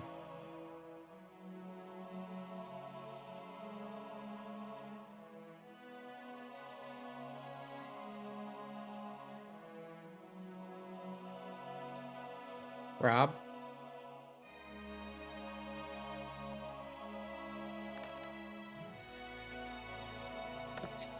Alright.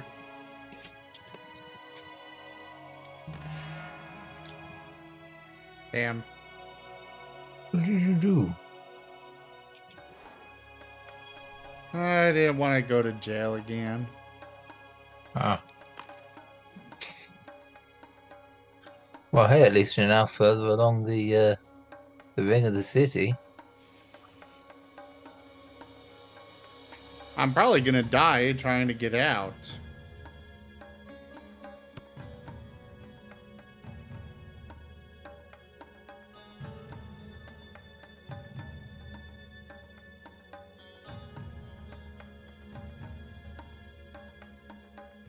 Jaffa says, no, my orb.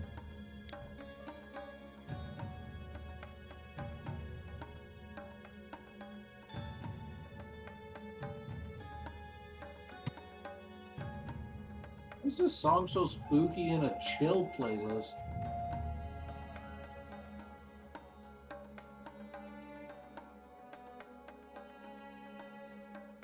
Jaffa says, oh, that was lucky. I forgot about the paper.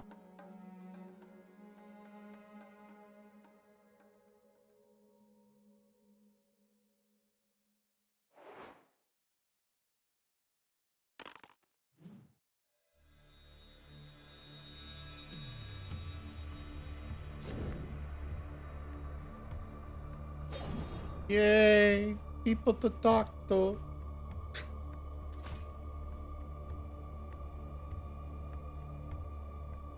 What do you mean? Oh, Jeffrey's using his talkie cards. Oh, okay. Wernie, hello! Hello, Ernie.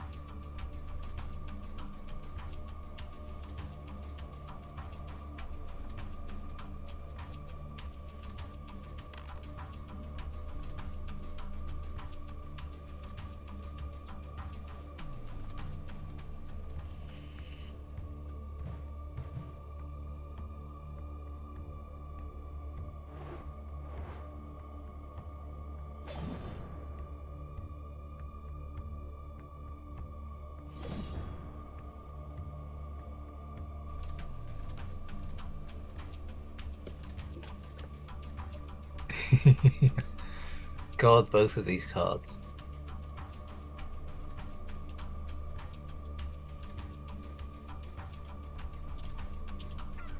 Tumbling Boulder and Avalanche. The avalanche is dragging the boulder with it. Or the boulder caused Oh, the no. avalanche. The Boulder might actually cancel out the Avalanche.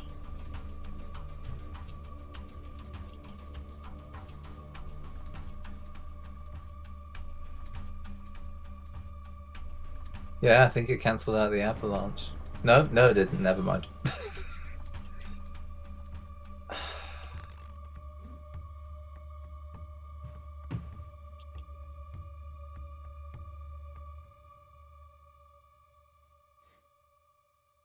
Well, at least you didn't lose any health. No, I lost no health on that one. And I gain a token of wonder.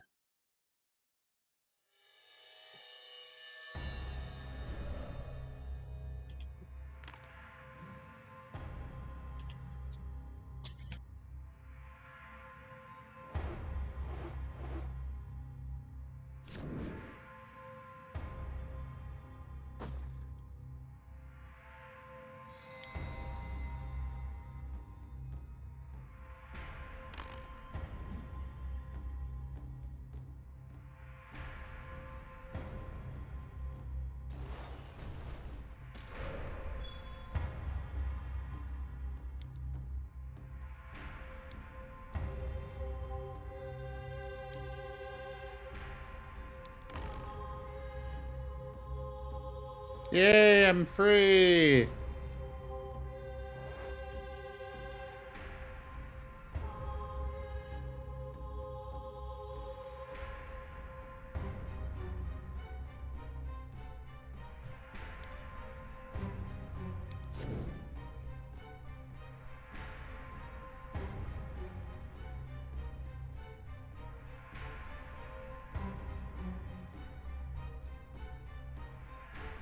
Ah, neat. I'm okay with this.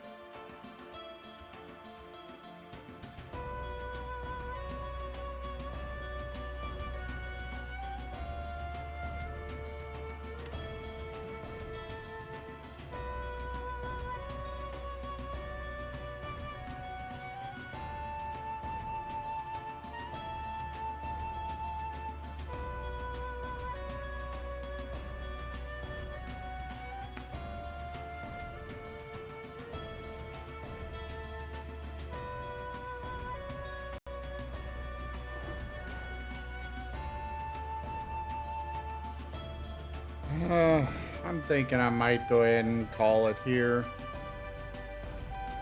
You're about done? Yeah, not much going on here. Well, I think I just about got rid of the head fog.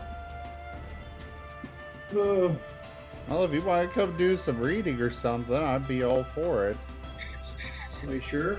I might just I'm put just- you to sleep. I'm just kind of bored with Rob not saying anything ever.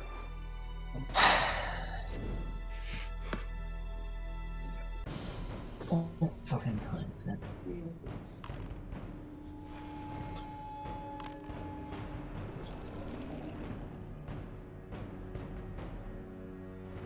I've Yeah, been I can awake do a for reading. 33 hours. My brain is fried. I understand that, but it's still kind of just, I'm sitting here like, You get miffed at the noise of my keyboard. You get miffed at the noise of my mouse clicking the buttons in Talisman. I've not complained You about get- the mouse. You Just have in the the keyboard. past. You have in the past complained about the mouse. I There's still no- want I people to talk to. normally to keep you happy, I mute myself because otherwise this hypersensitive mic bugs you. I just want people to talk to. Yeah. Go sit in silence.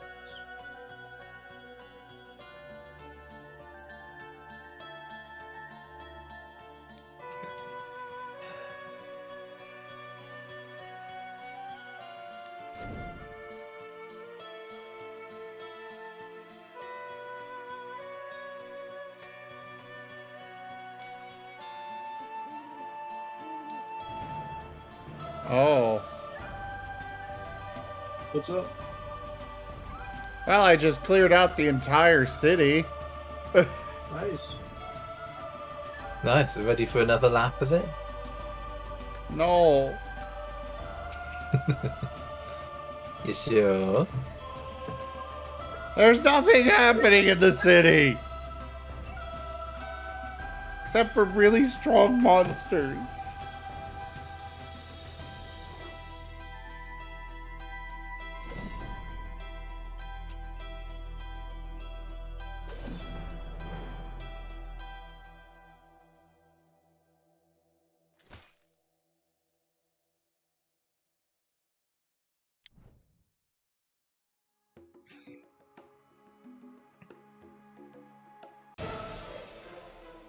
I'm sure there's some pretty strong monsters elsewhere.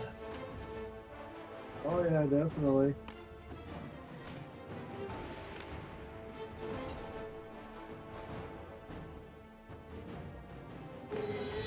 Oh, blah.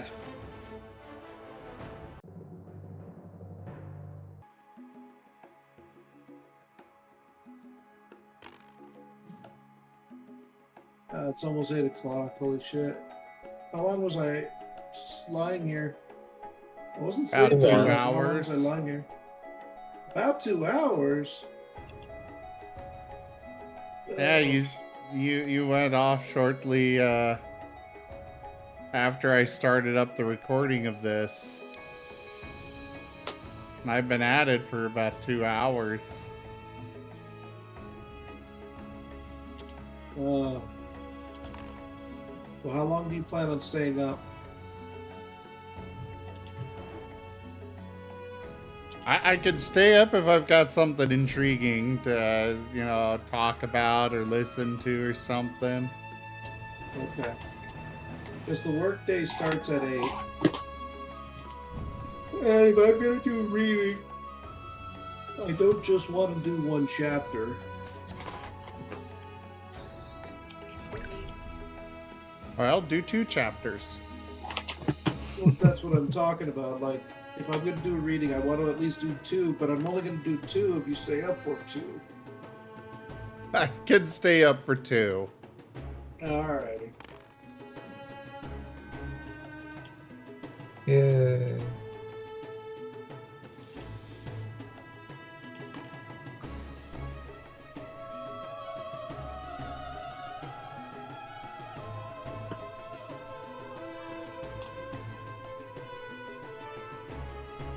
Gonna move the Reaper.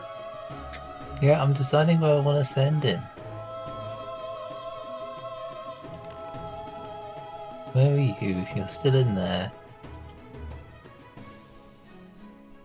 I'll send your friend over to you. There you go.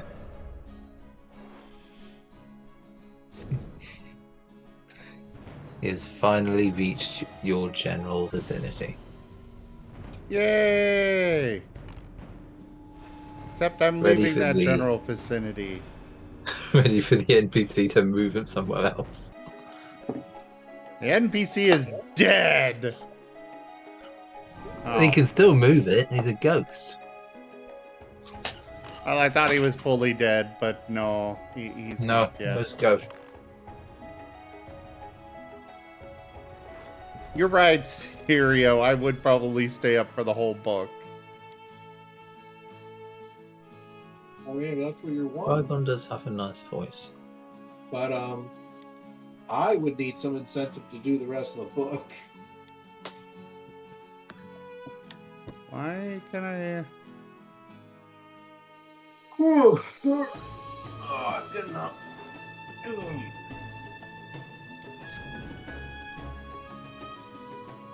Hello, my wonderful chats.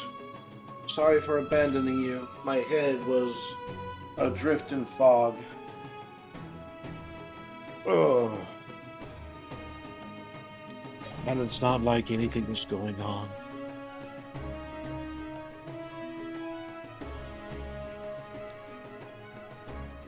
Okay, I might still need to do a sit down.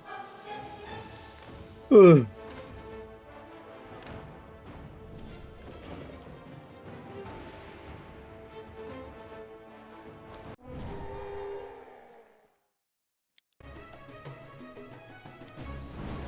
Me. Duke. Me. Duke. What'd you say to me? Duke. Duke. What'd you say to me? What, Duke, Duke, you Duke, Duke, beat, Duke. don't you? Hmm.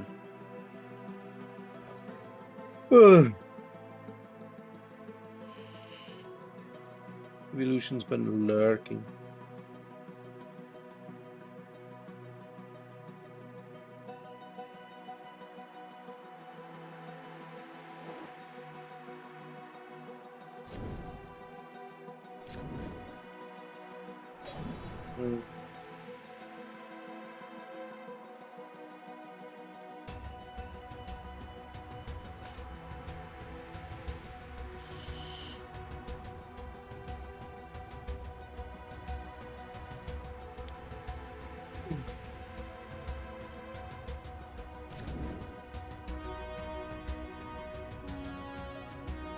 Alright, I'll need a second to wake back up so I can do the book.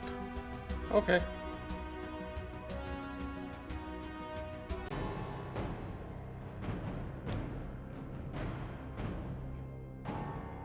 I will be right back. Okie dokie.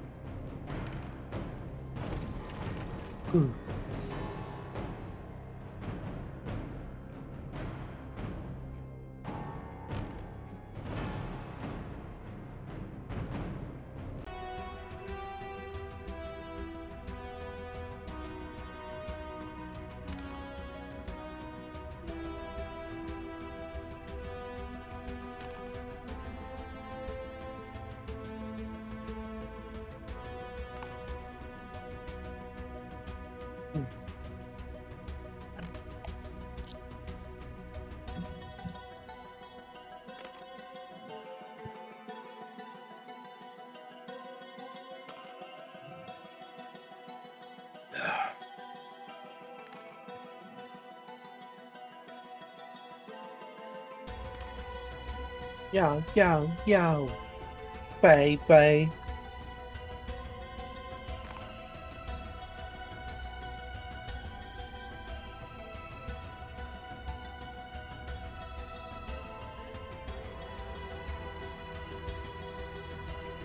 Oh, we've been streaming for about 15 hours. That's redonkulous.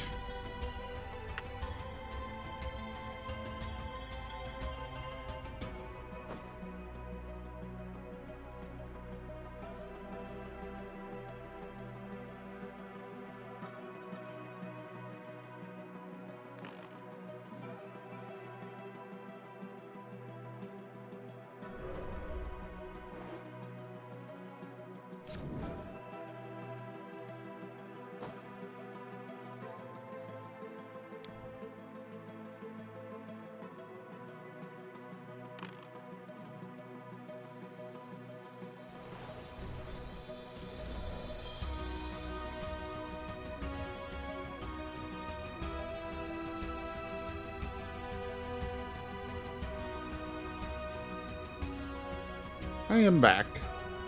Welcome back. I'm just gonna play one round of Warhammer 40k and then I'll get to reading. Okay.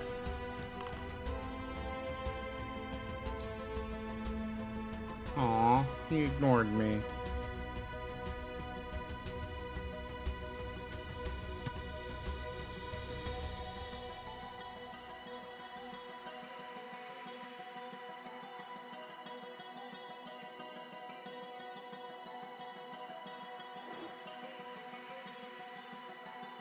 That a long time? What do you mean, evolution?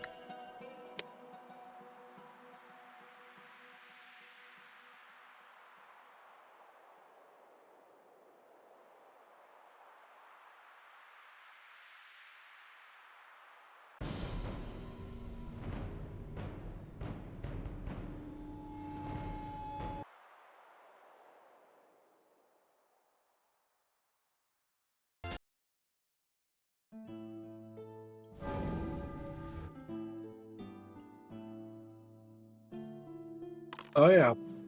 And I plan for staying alive for at least a little bit longer. Probably interspersed a bit with some of those resting periods that you all saw.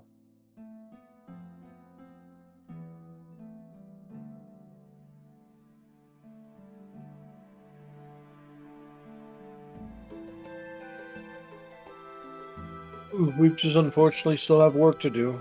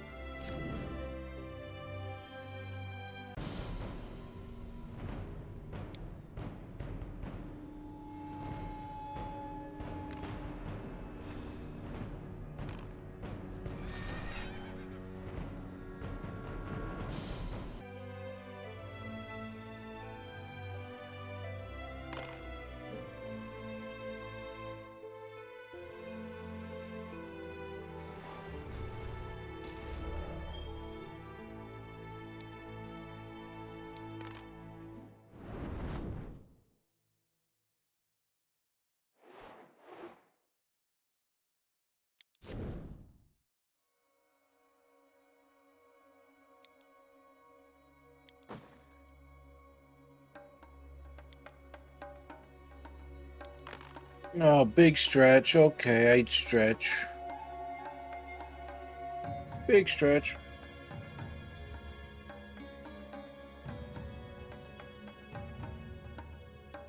I'm just looking at the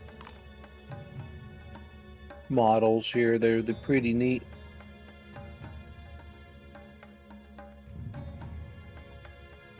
What are you doing now? Looking at the models. They're neat. For what? The game. What game? Warhammer 40k, the one I'm playing. Oh.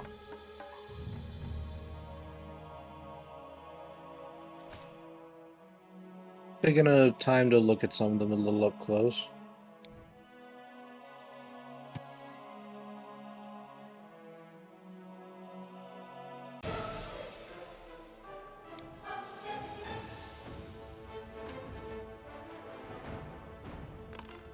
Okay, that's enough of that. Hopefully some people join because these bots aren't going to be able to handle it.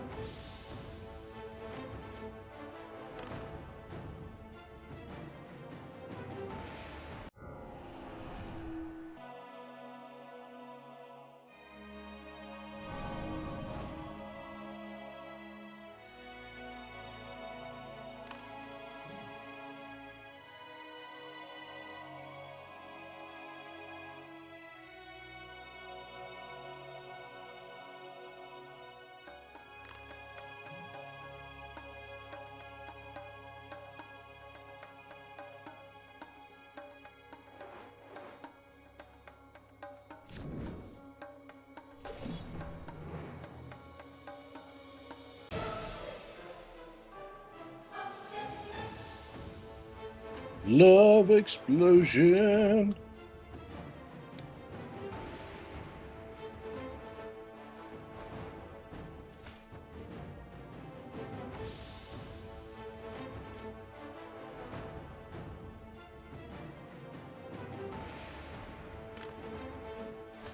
I found some scriptures.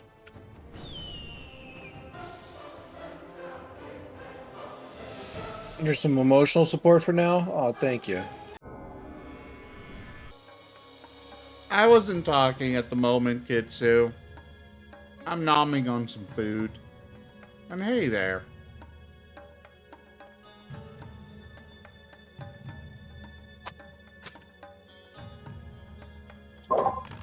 Ukitsu.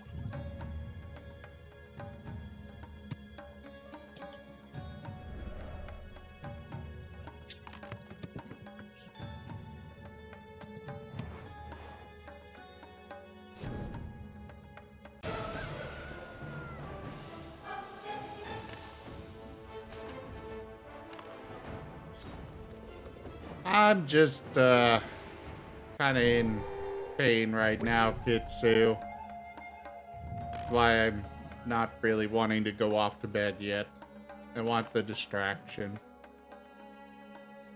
I'll give you plenty here in a little bit, I promise you. Thank you.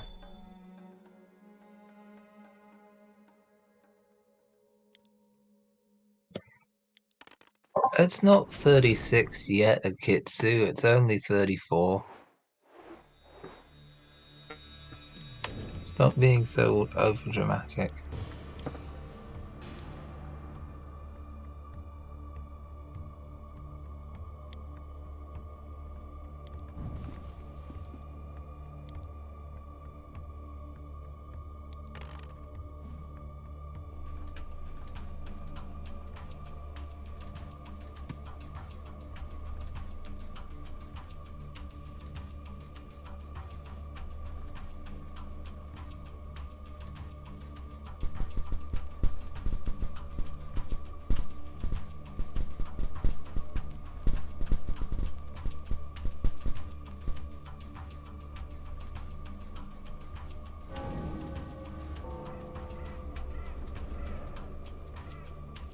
Oh, Jaffer!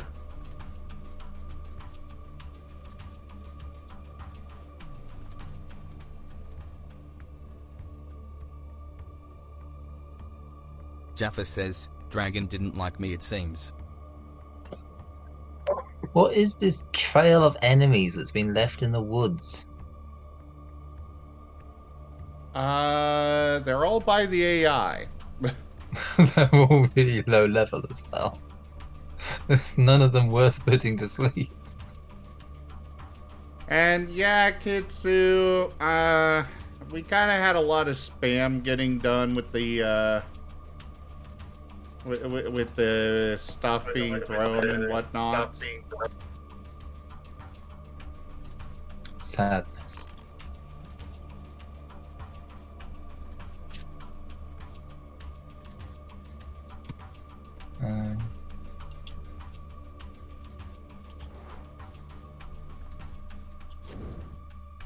Ooh. I'll take this, yeah.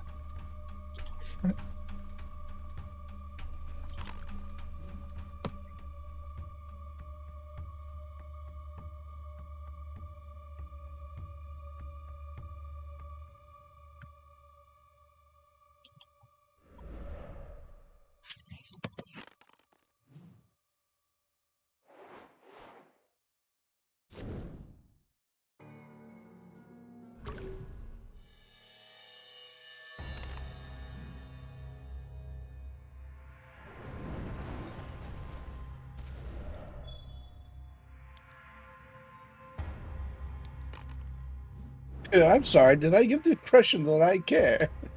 It's like, did you know that you're not real? Just so you know. It's like, well, did I give you the impression that I cared?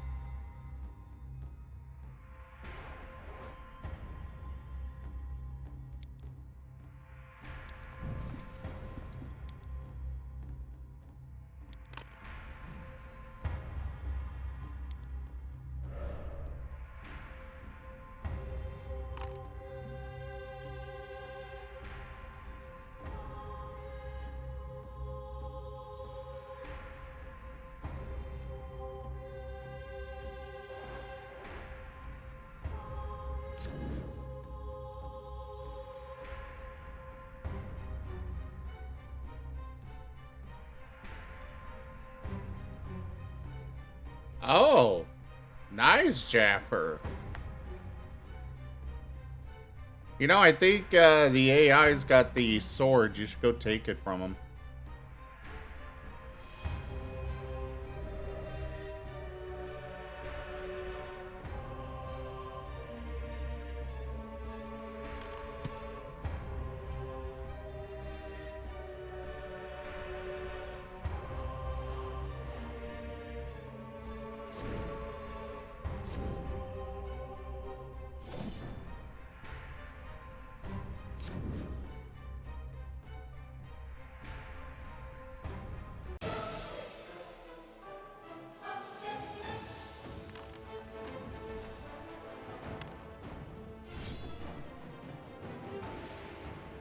The rest of us aren't doing well. Meanwhile, Rob over there in the freaking mountains is just getting all the stuff.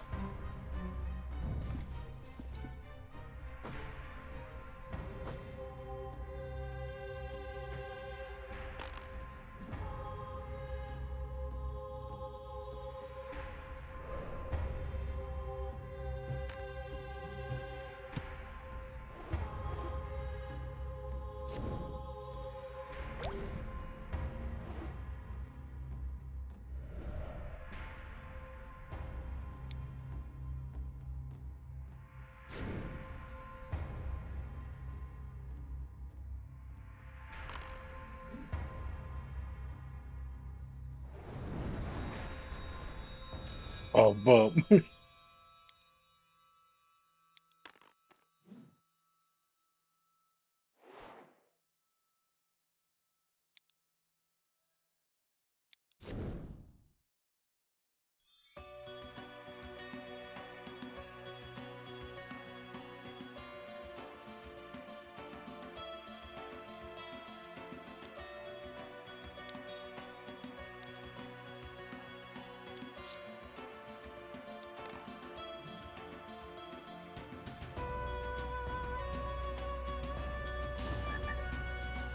Ah, joy. what is it? I just became a toad. Oh, gotta love it.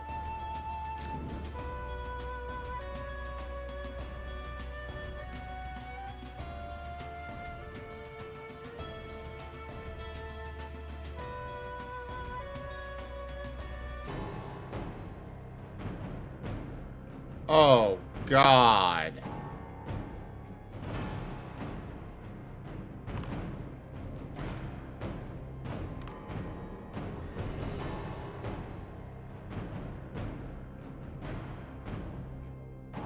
I don't have any dark fate. I'm sorry, Jaffer.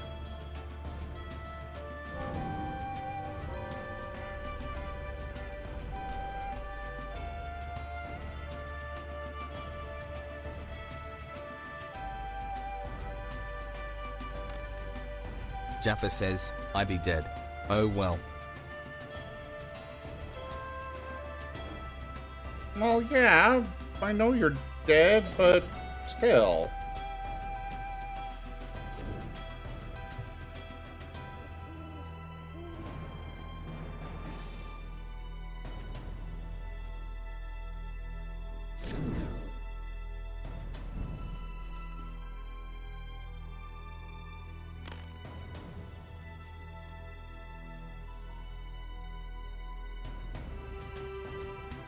Part of my imagination, I say do a flip.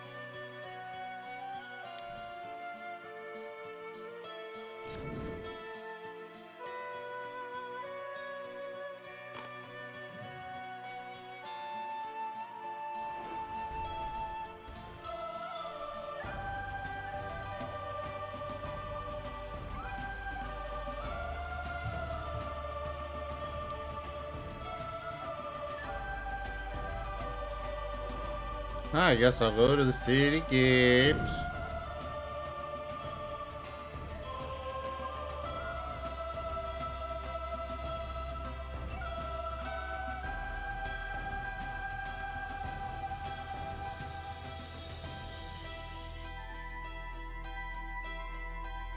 So you gonna play this time, Jaffer?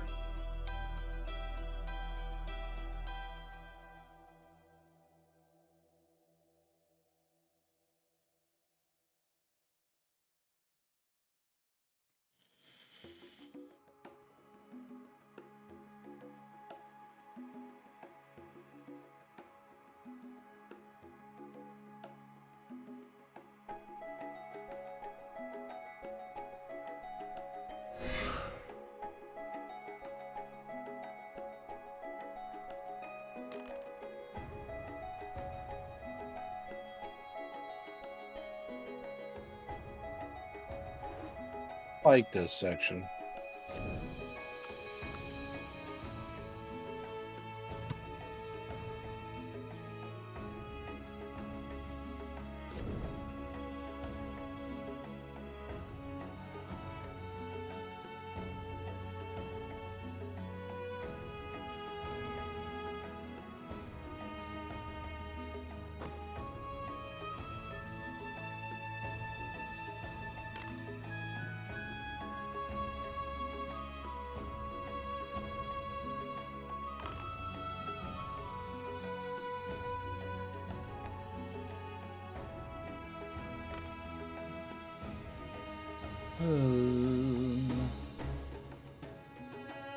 Duke, Duke. Duke, Duke, Duke. Go-do, go-do, go-do, go-do.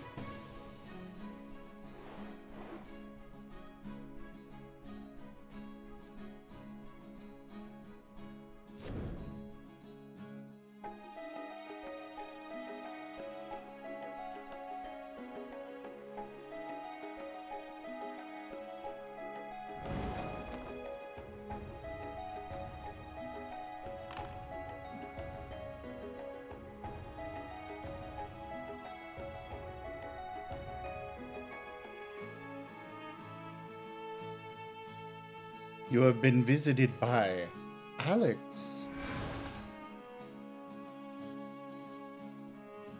Who? The Elude.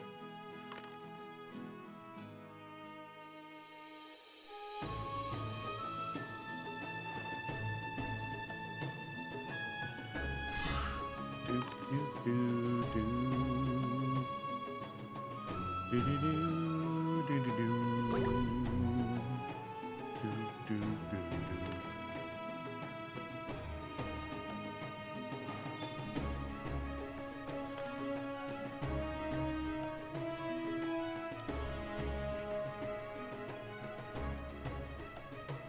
I wanted to be a werewolf,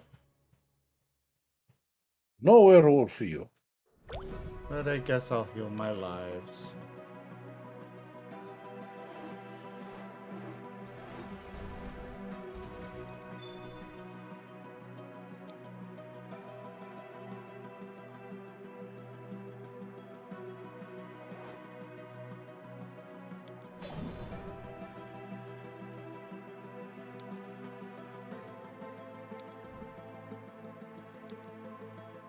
I will evade the city watch. Thank you.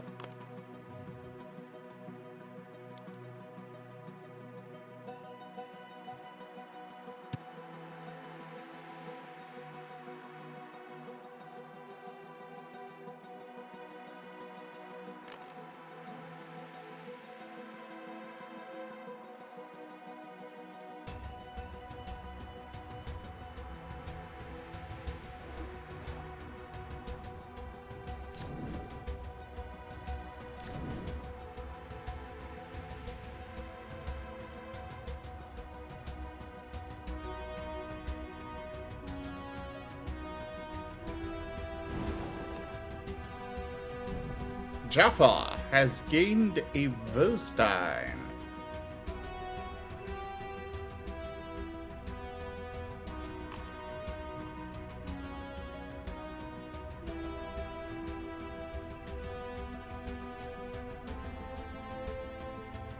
Congrats, Jaffer.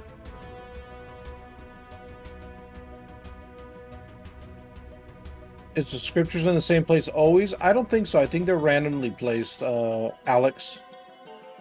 Oh, so hello, welcome.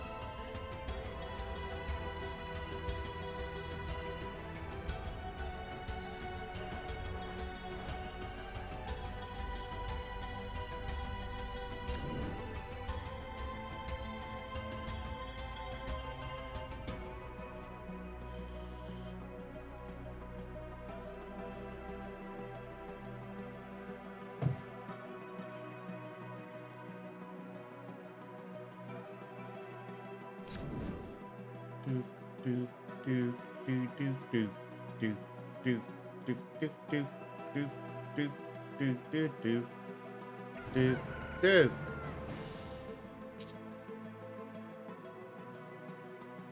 Do do do do do do do do do do do do do.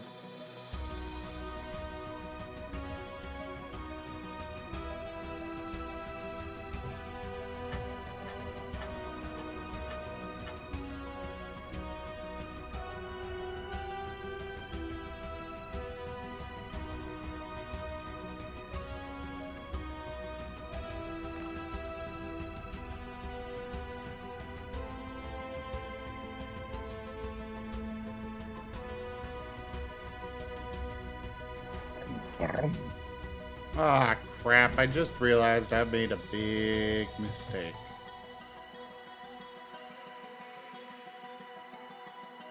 I went further into the city instead of backing back out, and now I have to go all the way around the city again. Hey there, Alkane. No, I'm not going for a 24-hour stream. As fun as that might be. I probably Yeah. will, though, because I got work.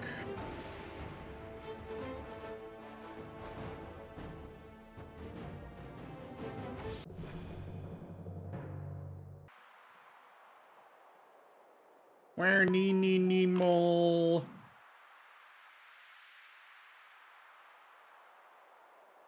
Where mole? Where the mau? Where the mole?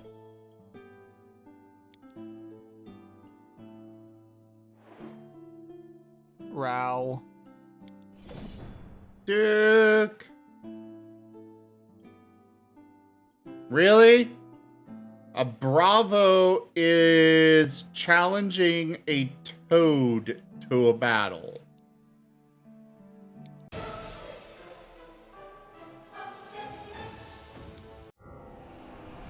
Okay, you squished the toad. I hope you're happy.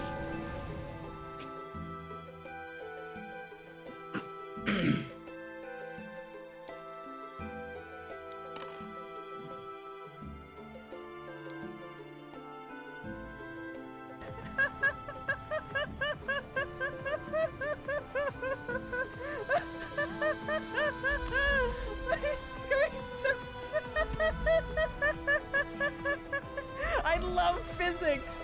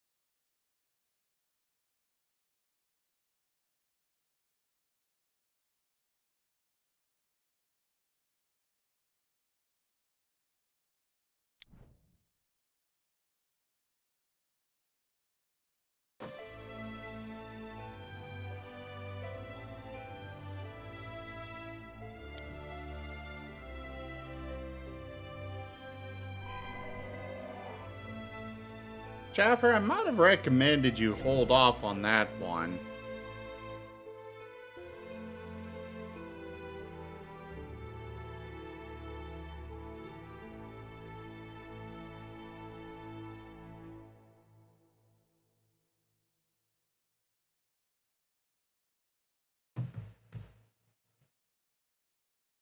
Jaffa says, wasn't trading at 4?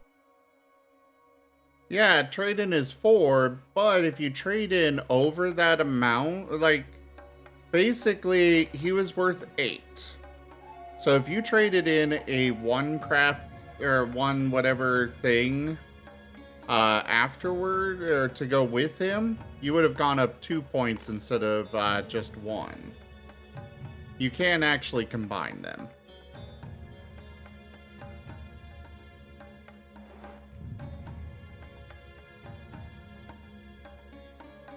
Did I get to become werewolf?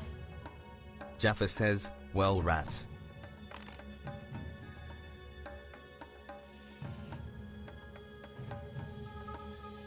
One off from becoming werewolf. Oh.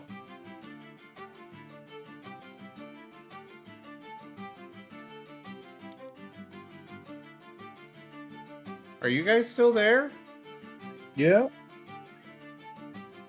You talking to me? Yeah.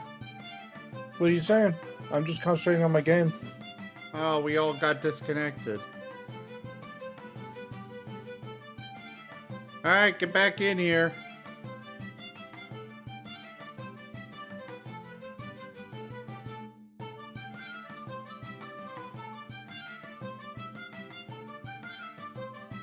I cannot send an invite. It's grayed out.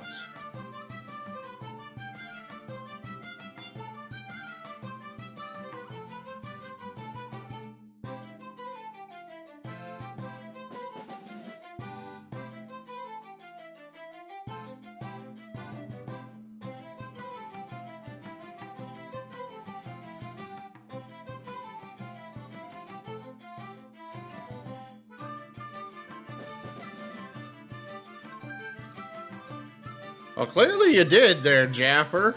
And apparently somebody else is considered host now.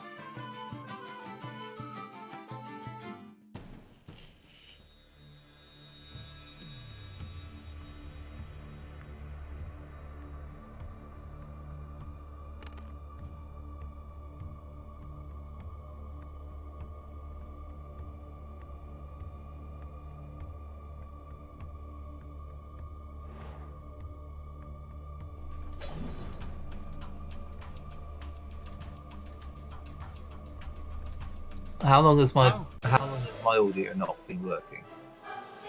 I don't know. I just assumed I was- you were being quiet again. No, I was telling Jaffa how to get back into the game step by step. I guess none of that went through. Yeah, I am the host now. Despite the fact that I not only got booted from the room, but I also joined after you. I don't know. Jaffa says, rigged. I won that fight last time.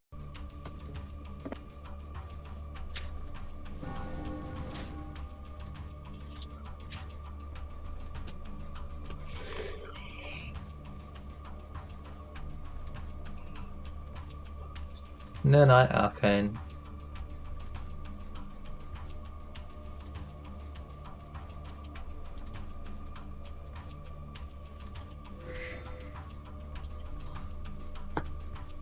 Oh no, suffer the rage. No, not my luck, dragon. Make me lose a life instead.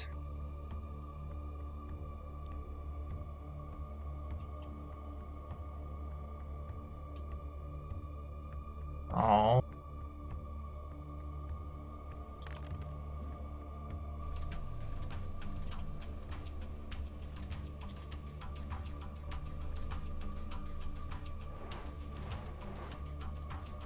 Well, Werny, if you had... Like, you were busy on VR More chat things last for the night. collection. Otherwise, I would have loved to do some Talisman with ya.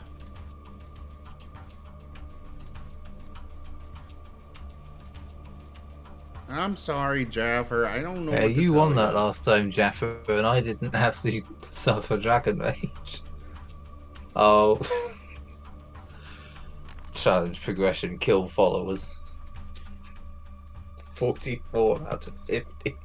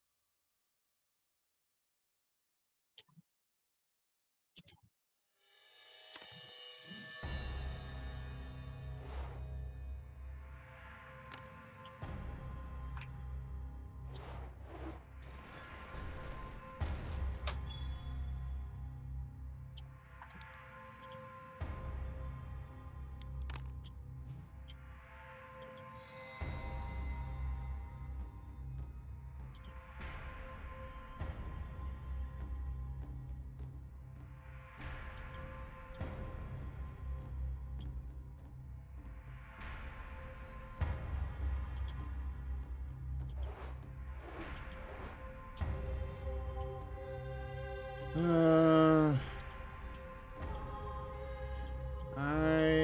don't want either of those.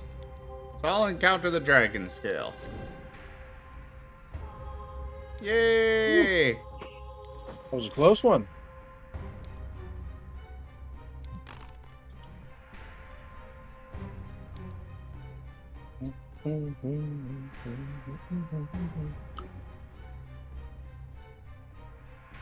But yeah, Wernie, if you want to play Talisman, let me know and we can set a time.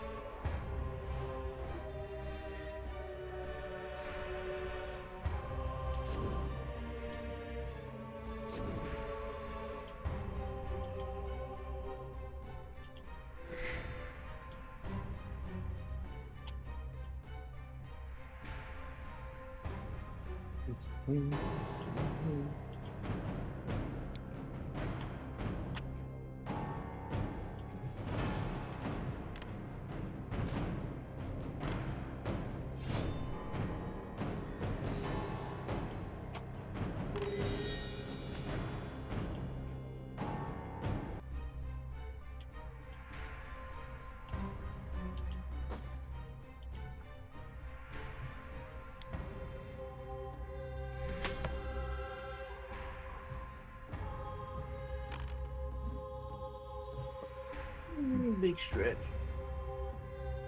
Okay. I finished up my round. I can Sim, are you talking? read now. I was not talking, no.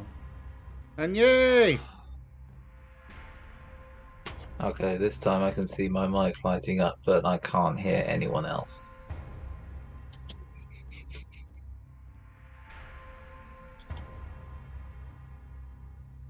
Yes, RZ, I am awake. Thought you were being too quiet.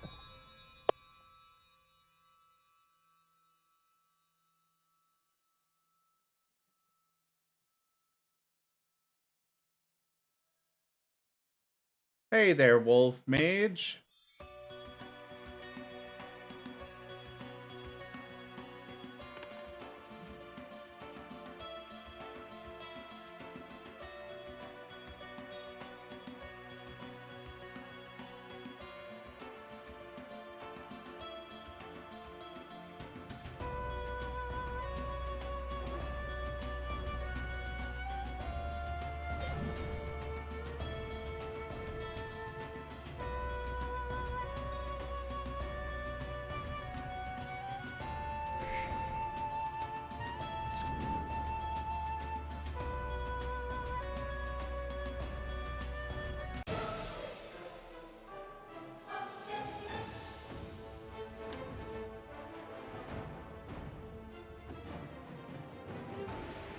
Hey, RZ.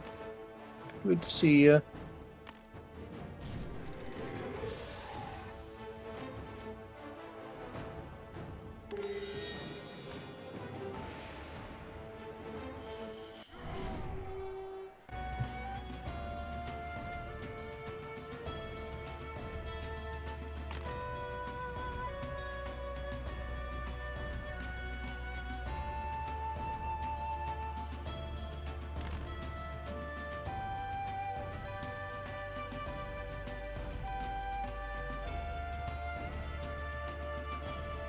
Sadly, I have to get some sleep, but you'll open stream on your phone and lurk while you read and listen to your soothing, relaxing voice until I sleep. I wish you all a wonderful story time and take care of yourselves. Sure thing, Senri, and trust me, I don't expect anybody to have stayed up for my entire stream. It's a long time.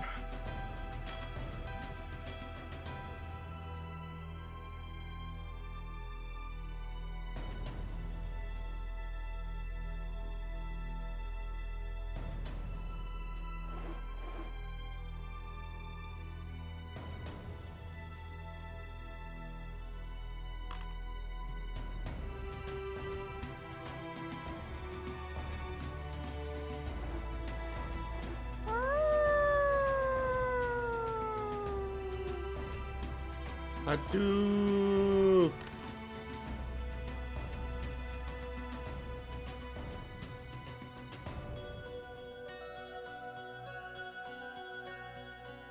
Need to go find the book. Mute this little thing.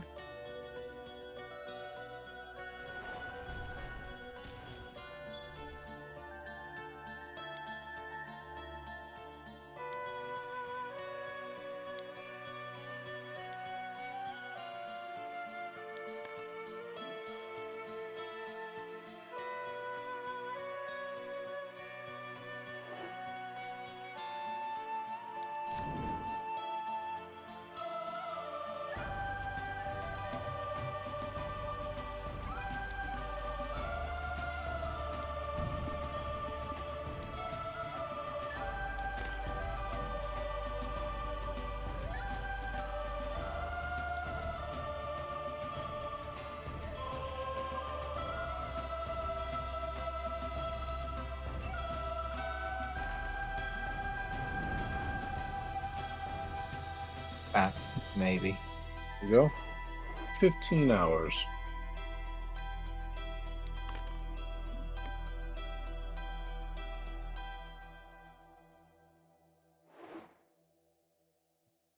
All right, I am ready when you are, Rygon.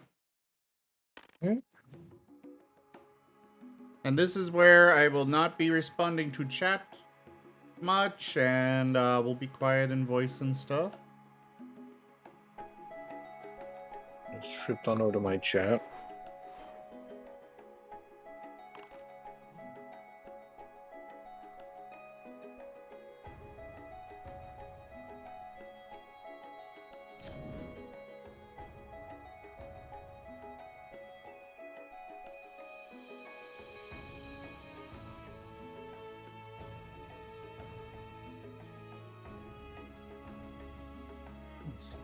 How much water I got? I got a decent amount. Hold up, we lost Rob?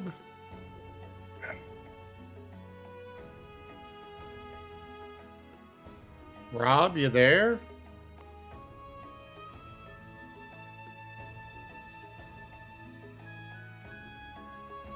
Yeah, oh, fucking Christ. My laptop has misplaced the internet.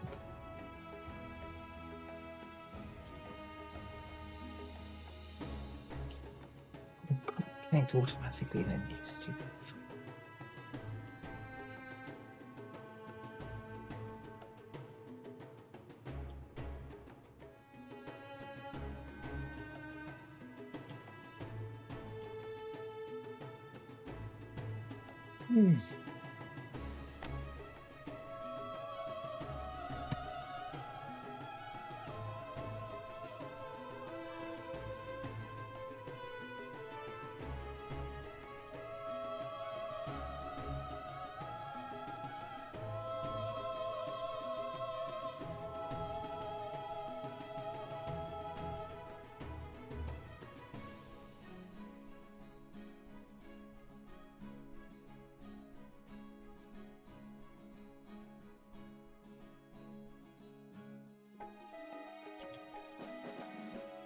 I am rejoining. Alright. Like I was saying, we'll be quiet and let Rygon do the reading. Alright, if everyone's ready, I'll go ahead and I'll start. I'll just do some quick vocal warm-ups and we can get on I it. am ready.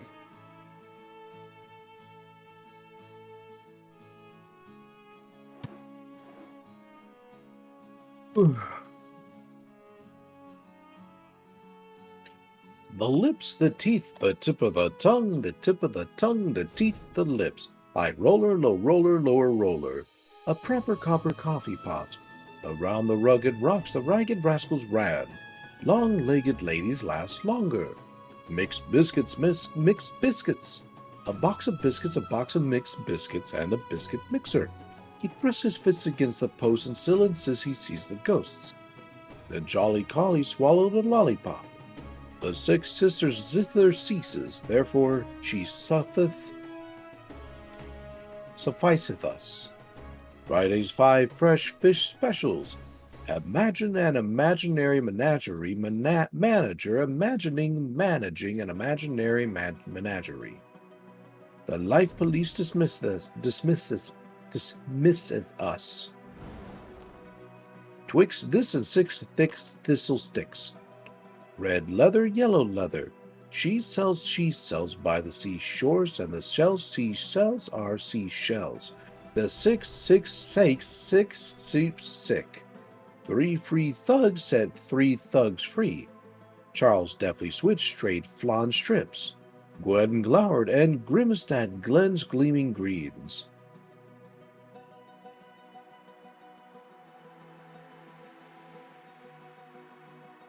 Alrighty. I don't know how long I'll be going. What's up? Rob disconnected again. I know my laptop is having difficulty locating the internet and staying connected to it. I'm just gonna switch over to single player.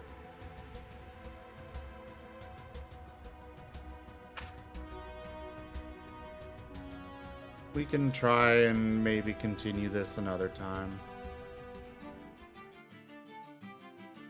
I think this is part of my laptop dying. I'm sorry.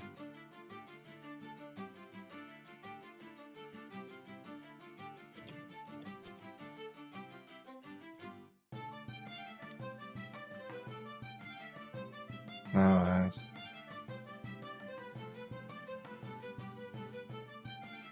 But go ahead, Rygon. Okay. Hello, everyone, and welcome to 15 Hours by Mitchell Scanlon. Or was that Scantron? Something like that. Chapter 10. 1633 Hours, Central Busharok Time. A Daily Dose of Hell. Further musings on the front line. Friendly fire. Intimations of an unwelcome burial. Another consultation with Medical Officer Svenk. Corporal Grishin and certain failures in communications. Sergeant Chelkar finds a way to make his point. Battery, make ready, he heard Sergeant Dumat's voice shouting in his earpiece. Gun crews, remove camo covers and make ready to open the breach. As though an army of quiescent insects had been provoked into action, in an instant the artillery park became a nest of activity. Everywhere, gun crews rushed to their posts to pull away camouflaged tarpaulins and make ready for firing. Watching as the camo covers were discarded to reveal the huge and gleaming bores of the dozen Hellbreaker class cannons under his command, Captain Alvard Valeris Marten allowed himself a moment of pleasure as he saw the extra firing drills he had ordered for his men had worked. There was no sign of slackness, ill discipline, or confusion in the workings of the gun crews.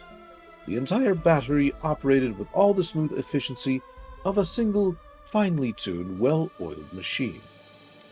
"Load ordnance!" Sergeant Dumat yelled. The strident tones of the command carried to the ears of every man in the battery through the comm beads inside the ear protectors they wore to protect them from the sound of their guns. "High explosive rounds!" Standing in the shadow of the burnt-out buildings that served as his de facto headquarters, Captain Marten watched the 4-man loading teams attached to each gun crew as they hurried to disappear into the tarpaulin-covered ammunition stacks beside each gun. A moment later, they emerged once more, each loading team gently cradling the shining and deadly weight of a meter-long high-explosive shell between them. Then, carrying them to their guns, the loaders lifted their shells into the open breaches for the other members of the gun crews to ram them home. "Load propellant!" Again, delighting at every well-trained movement and flawless action, Marten watched as the loading teams returned to the stacks to fetch the heavy barrel-sized cylindrical stacks of cordite that served as propellant for the cannons. Grunting under the weight, taking even more care with the volatile cordite than they had with the shells, the loading teams lifted the sacks into the guns' breeches, then retreated to their positions beside the ammunition stacks once more. "Close breeches! Set firing trajectories as follows. Horizontal traverse, 5 degrees 26 minutes. Repeat, 05 degrees 26 minutes. Vertical elevation 78 degrees 31 minutes. Repeat, 78 degrees 31 minutes. Windage 0.5 degrees. Repeat, 0.5 degrees. And so the sergeant's voice went on, repeating the bearings again as the gun crews worked the wheels and the gearings of their guns' aiming systems to adjust the held breakers to the proper trajectories. Until their preparations at last completed, the gun crews stepped back from their guns and awaited the firing instruction. Yes, Captain Mirren thought, just like a machine. Really, that was a most excellent display of gunmanship. It is a shame no one from Battery Command was here to see it. If they had been, they would have been sure to have given me a commendation. Briefly, he wondered whether he should order an extra ration of recaf for the gun crews by way of a reward. Just as swiftly, he abandoned the idea. It might set a dangerous precedent to give the men any additional reward for simply doing their duty. No, it would be pleasure enough that they could all go to their beds tonight knowing they had performed their duties with admirable dispatch.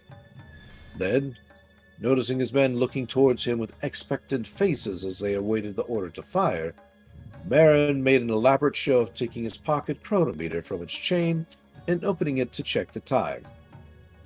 16:30 hours exactly, he thought with a smile, hand going to the comm stud on the collar of his uniform as he made ready to box the command to Sergeant Dumac to give the order to let loose the guns. Time to give their orcs their daily dose of hell. Perhaps half an hour had passed since they had killed the sniper. Half an hour. Yet still, having returned to the trench in the wake of acting as bait, Zeber sat sullenly in a corner, glaring murderously at Devere and the others. Most of all, he glared at Lara, his eyes full to the brim with hatred and loathing. Not for the first time, Larn found himself wondering how it was the man had taken so badly against him for no apparent reason. Though, given Zeber's current demeanor, he thought better of asking him outright why he hated him. Elsewhere in the trench, the others had resumed the same positions they had occupied before the sniper's opening shot. Devere had his back against the spare flamer canisters and was wrapped dozing in an extra greatcoat once more. Scholar had returned to his book. Bouleven was still on the firing step, gazing out into no man's land on watch with Larn beside him. Now, with the passing of the brief excitement caused by the sniper, the big man had fallen as quiet as the others. So much has changed, Larn thought, finding the brooding silence of the past half hour had at least given him time to think. A few hours ago, I was with Jenks and the others, getting ready to make our first planetary drop and wondering what to expect. Even in our worst nightmares, none of us could have thought of this. Certainly, Jenks wouldn't have expected to die in his chair without even leaving the lander, any more than Sergeant Paris would have expected to be killed by a misfiring explosive bolt. But the same goes for Holland, Vorens, and Leden. It is like I remember that old preacher saying one time, "You never know what the shape of your death is going to be until it has got you. And by then, it is already too late to do anything about it." Sobered by the thought, shivering against the cold, Larn looked out into no man's land and tried to make some sense of how it was he had come to be there. Try as he might, he could see no sense in it. No sense in the mistake that had brought him to this place. No sense in the deaths of his friends and comrades. No sense to the fact that it seemed his life was now under a 15-hour sentence of death. He could see no sense in it. No sense at all. Trying to glance down at the others from the position on the firing step, Larn noticed he could just about see the faded gold leaf lettering of the title on the cracked leather cover of the time-worn and battered book that Scholar was reading. Under the Eagle, the book's title read, Glorious Accounts of Valor from the Annals of the Imperial Guard. Larn had heard the book mentioned in basic training. It was a compilation of stirring accounts of the brave actions and past successes of just a few of the many millions of different regiments of the Emperor's armies. Watching Scholar as he read the book, Larn saw the man's face break into an occasional smile from time to time, as though in sarcastic amusement at some passage he had seen there. Again, Larn found himself wondering about Scholar's background. Devere had mentioned something about him no longer being a Scholarium. Could it be that Scholar had once been a student in some place of higher learning? He certainly had the disposition for it, and he seemed better informed than any of the other men in the trench. If he really was a scholar, what was he doing serving in a forward firing position on the front lines? It was a mystery. As much of a mystery as everything else about the behavior and motivations of the men around him. With a sudden sadness born from isolation, Larn realized he understood nothing about the men who had shared the trench with him, nor for that matter did he understand any of the other men he had met so far in Busura. Corporal Vladik, Medical Officer Svenk, Sergeant Shelkar, Vidmir, Davir, Zebers, poor dead Rebsik. None of them seemed remotely like any of the people he had known before he had come to this planet. By turns, they were all gruff, sardonic, cynical, world-weary, intimidating, not to say largely contemptuous of all the institutions and traditions Larn had been raised to cherish. Even with Bulovan, the most sympathetic and friendly of the Vardans, Larn could sense a certain reserve as though the big man was wary of getting to know him too well. It was more than that. More than any remoteness of manner or lack of empathy. These men seemed entirely unknowable to him, almost as alien in their own way as the orcs. It was as though some strange and entirely new species of man, far removed from Larn's understanding, had been given life by this place. A new species, he thought with a shiver that owed nothing whatsoever to the coldness of the air. A new species, forged in hell and nurtured on the fields of slaughter. You seem caught up in your troubles, new fish, Bulovan said beside him, the sound of his voice after so much silence making Larn jump. As though the weight of this entire world was on your shoulders. It cannot be so bad as that, though. Assenting credit for your thoughts. For a moment, wondering if it was possible to give words to all the confused welter of thoughts and emotions whirling inside him, Larn was silent. Then, as he was just about to speak in answer to Bulovan's question, they heard the foreboding thunder of artillery fire in the distance behind them. Sounds like they're firing the Hebes, Bulovan said, turning to look toward the sound of firing. Hebes? Larn asked. Hellbreakers, said Bulovan distractedly. a local variant on the Earthshaker, just bigger. Now please be quiet, new fish. We need to listen. From far away, Larn began to hear the high-pitched scream of artillery shells in flight, moving ever closer. The sound of the shell's passage high in the air above them grew louder by the instant, until, by the time the noise was directly overhead, the character of the shell's screaming abruptly changed, reaching a terrifying shrill and strident crescendo as the shells began their final death dive shriek. Incoming! Bulovan yelled, grabbing Larn by the collar and pulling him down with him as he suddenly leapt towards the bottom of the trench. His stomach was rebounding hard against an ammunition box as he laid on the trench floor. Larn found he was not alone there. Roused by Bulovan's warning shout, Devere and the others had already thrown themselves prostrate at the trench bottom, hugging the ground with all the fervor of lovers reunited after a long separation. Finding himself face down among a heap of bodies with someone else's boot heel jabbing painfully against his ear, Larn tried to rise, only to find it impossible to even move so long as Bulovan's not-so-inconsiderate bulk was lying on top of it. Though any questions Larn might have had as to the reasons behind his comrade's strange behavior were quickly answered, as the screaming of shells in the air above them abruptly ended, replaced by the roar of explosions as the shells began to fall to earth all around their trench. "Those stupid sons of bitches!" Devere yelled, his shouting voice barely loud enough to be heard above the din. "That's the third time this month!" His body shaking as the ground quaked from multiple detonations, Larn closed his eyes and buried his face in the mud, his lips mumbling a litany of choked and terrified devotions as he prayed for salvation. As he prayed, His mind raced with desperate and outraged questions. What can this be? He thought. Bullivant said they were our guns. Why is our own side shooting at us? But there was no answer. Only more explosions and flying soil as the bombardment continued.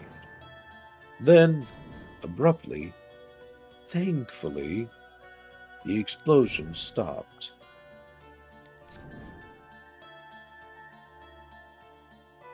Move! Move! Move! Out of the trench! The Veer shouted. Quickly, before the bastards finish reloading! Scrambling to his feet as the others leaped up and over the rear trench wall, Larn followed them. Clearing the wall, he saw that they had already sprinted halfway down the rise toward the line of dugouts. Running desperately to catch up, for a moment Larn was aware of nothing more than the rush of blood in his ears and the pounding of his heart. Then, as though with a slow dawning realization akin to a nightmare, he heard the death dive scream of falling shells once more, and knew he would never reach the dugouts in time. Abruptly, an explosion ripped through the air to the side of him, knocking him to the ground and showering him with falling earth. Finding himself on his back and covered in soil, Larn felt a sudden fear at the thought he had been buried alive, before he saw the gray sky overhead and realized he was still above ground. Spluttering out a mouthful of earth as he stumbled to his feet again, he spent long, dangerous instants staggering aimlessly about in a daze, as more explosions racked the ground beneath him. Then, relieved, he heard the sound of a familiar voice shouting through the haze of his confusion. Yeah, doofus, He heard the voice yell. this way, over here.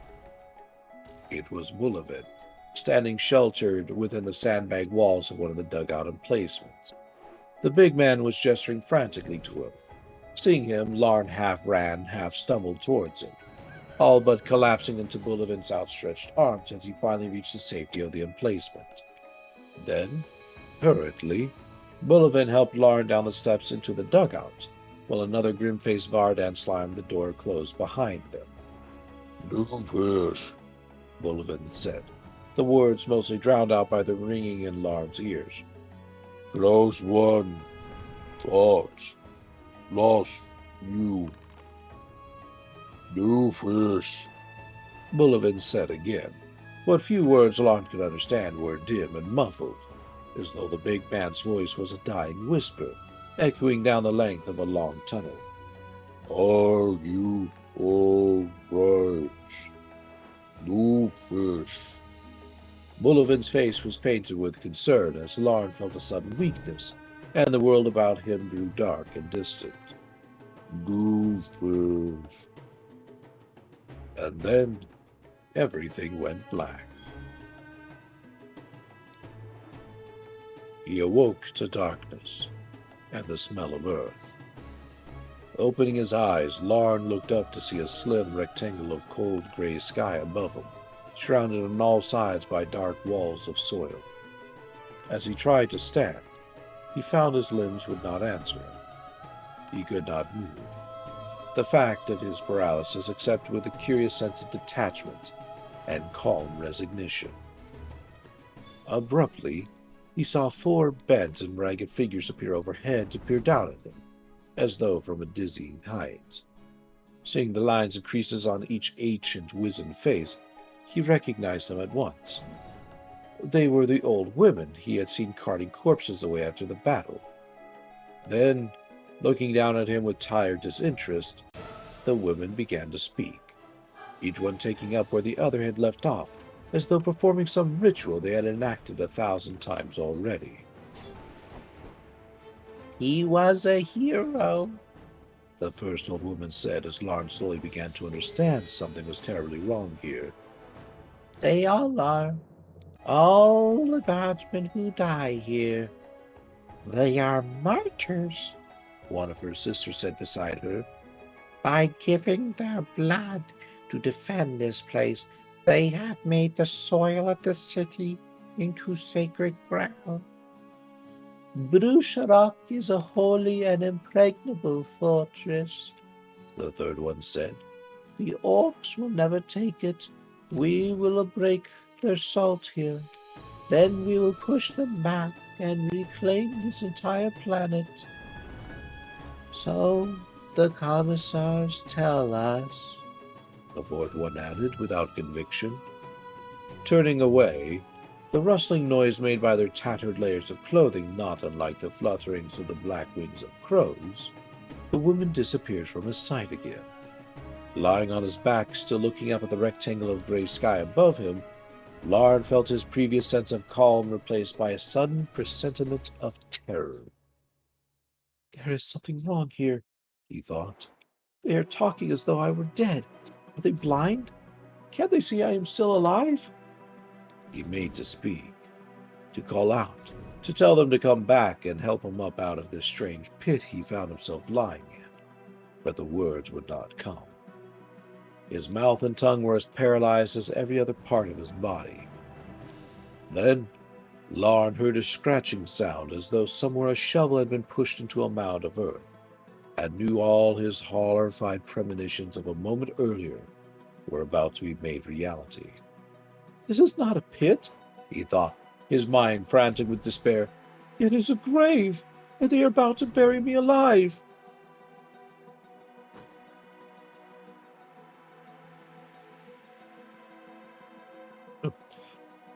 Grieve not for this departed soul, he heard a stern and even voice say from above, as the first shovelful of earth fell towards him. Man born of woman was not made to be eternal, and, insofar as he was given life by the immortal Emperor, so it is by his will that man should die. Feeling the earth strike his face, Larn tried to struggle to his feet, to scream, to shout, to cry out. It was hopeless. He could not move. For though the soul may be immortal, the body was made to pass from this world, the voice smoothly continued, and let the flesh of the remains of man be given over to the processes of decay, for only the Emperor is undying. Helpless, Larn found himself blinded as another shovelful of earth landed on his face. Then, as fragments of soil dribbled into his mouth and nostrils, he felt more earth hit his body, the weight of it growing slowly more intolerable as, one remorseless shovelful at a time, the unseen gravediggers went about their work. Soon his lungs crushed under the weight of the soil in his chest, his mouth and nose choked from the soil inside them. He could no longer breathe. Mute and blind now, his heart growing feeble, in the throes of his last desperate paroxysms of helpless terror, the final thing he heard was the word of the calm and pitiless voice droning endlessly on about him. Ashes to ashes, the voice said uncaring. Dust to dust. A life is over. Let the body of this man be given to the earth. There, you see, I was right, he heard Devere say. I told you all he wasn't dead. Naturally, I defer to your medical judgment in such matters, Fink, but I understand it is exceedingly rare to find a dead man who is still breathing. Groggily opening his eyes, Larn was briefly confused to find he was lying on his back on the floor of an unfamiliar dugout, with the gaunt figure of Medical Officer Svenk kneeling over. For a moment, he wondered what had happened to the open grave, and the weight of earth on top of his chest. It must have been a nightmare, he thought. Then, becoming aware of a pungent odor making his eyes water, he realized Svenk had broken open a vial of smelling salts and was wafting them under his nose. Weakly pushing the vial away, Larn tried to stand, only for Svenk to place a firm hand on top of his chest to stop him. Not just yet, new fish, he said, rising a hand to hold 3 fingers up in front of Larn's face. How many fingers do you see? 3, Larn said, noticing Bullivin kneeling on the other side of him and looking down at his face with an expression of concern. We thought we had lost you there for a moment, new fish, Bullivin said. When you collapsed, I was sure a near miss from one of the shells must have liquefied your insides. The blast does that sometimes. even if the shrapnel does not hit you. I am glad to see you are still all right, though. How many now? Svenk asked, changing the number of raised fingers and holding them in front of Larn once more. 2. Good, Svenk said. You can remember your name? Larn. Arvin Larn. And where do you come from, Larn? From outside. There was shelling. True. But I mean, where's your home world, Larn? Where were you born? Jumail, Larn replied. Jumail 4. Excellent, Svenk said, his face at last cracking into a smile. Let me extend my warmest congratulations to you, new fish. You are hereby pronounced fit for duty and free from concussion. Should you find yourself experiencing any sudden dizziness or nausea over the next 12 hours, please take 2 glasses of water and call me in the morning. Oh, and as for that headache you are no doubt feeling at the moment, don't worry. It is a good sign. It means you are still alive. The warmth of your bedside manner is most extraordinary, Svenk, Devere said, suddenly appearing to stand over the medic's shoulder and gaze down at Larn. Remarkable, even. Really, you are a credit to your profession. Thank you, Devere, Svenk replied, putting the loop of his satchel strap over his shoulder once more as he made to stand. I always find such unsolicited testimonials deeply moving. Now, if you'll excuse me, I had better go and check the other dugouts for casualties. Given the thoroughness of the bombardment our own side are currently subjecting us to, chances are there are others elsewhere who may be in more need of my talents. Though I warn you, new fish, he added, looking down with mock seriousness at Larn. While getting injured twice in one day is scarcely unheard of hereabouts, it does suggest a certain carelessness about your own well-being. Come to me again today, and I may be forced to start charging you for my services. With that, Svenk turned on his heel and walked briskly away, headed for the doorway at the far end of the dugout. As he watched the medic open the door and start up the stairs towards the surface, Larn became abruptly aware of the muffled sounds of explosions as shells struck the earth overhead. We are still being bombarded, he thought, the fog of his mind slowly clearing as he came more back to himself. And Medical Officer Svenk is about to go out in the middle of it in search of wounded men in need of treatment. Unbelievable. Whatever the strangeness of his manner, he's either insane or the bravest man I have ever seen. You still do not look too well, new fish, Bullivin said, still kneeling beside Larn and frowning at him with concern. Your face is very pale. So? Said Devere. For all we know, that is his normal color, when he has just had the shit knocked out of him. Anyway, you heard what Svenk said, Bullivin. The new fish is perfectly fine. Now, stop clucking over him like some idiot mother hen and get him to his feet. If the new fish isn't dying, he has no right to be taking up valuable space by lying there like that. Come on then, new fish, Bullivin said, helping him stand up as Larn looked for the first time at the interior of the dugout around him. Careful now. If you feel your knees are about to go, just put your weight on me. Inside, the dugout was smaller than the one he had been in before, perhaps a third of the size at most of the barrack dugout where he had first met Sergeant Chelkar and Corporal Vladik. Looking through the crowd of a dozen or so guardsmen standing near him, Larn saw a table in the corner covered in communications equipment. In a chair beside it, an unshaven and harried-looking Vardan corporal sat holding a pair of headphones to his ear with one hand while pressing down the send button of the Voxcom before him with the other. Yes, I understand that, Captain, the corporal said, talking into the Voxcom. But regardless of what your situation maps may say, I assure you, we are still in possession of Sector 113. That is Corporal Gresham, said Bullivin once he had seen Larn watching the man. Our comms officer. Right now he is talking to the commander of the artillery battery that is shelling us. What? You mean they know they are shooting at us? Lauren asked in disbelief. I would sound so surprised, new fish, said the Veer. This is Brusharok, after all.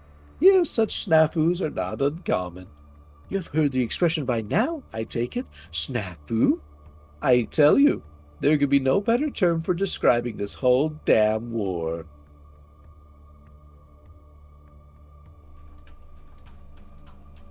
It is usually a question of parts, I understand, Scholar said as he came over to join them. The cause of these incidents, when our own artillery suddenly starts shooting at us, I mean, old parts wear out, the new ones are incorrectly calibrated, or else they have been recycled and refurbished so many times as to be all but useless. Whatever the cause, though, I'm sure once the battery commanders become aware of our situation, the shelling will stop. Ha! More groundless optimism, De Vere spat. Really, Scholar, you're kidding as bad as this fat oaf Bullivant here. Gresham has been at the comlink working his way up that battery's chain of command for the last 20 minutes. So far, the most he's managed to accomplish is for his backside to go numb from sitting in that chair. No, I wouldn't expect this bombardment to end any time soon. For that to happen, the moron shooting at us would have to admit he has made a mistake. And why would he do that, after all? If he kills us, some arsehole at General Headquarters will probably pin a medal on him. Yes, Captain, I know you have your orders, said Corporal Gresham nearby, still talking into the Voxcom before pausing to listen to a reply through his headphones. Then, with every man in the dugout now silent as they stood listening to the stop-start rhythms of Gresham's side of the conversation, the corporal began once more. Yes, I realize that, Captain, Gresham said, and you are right. The guardsman's first duty is obedience, but even granting that you have your orders and it is your duty to obey them, if those orders are mistaken... A pause.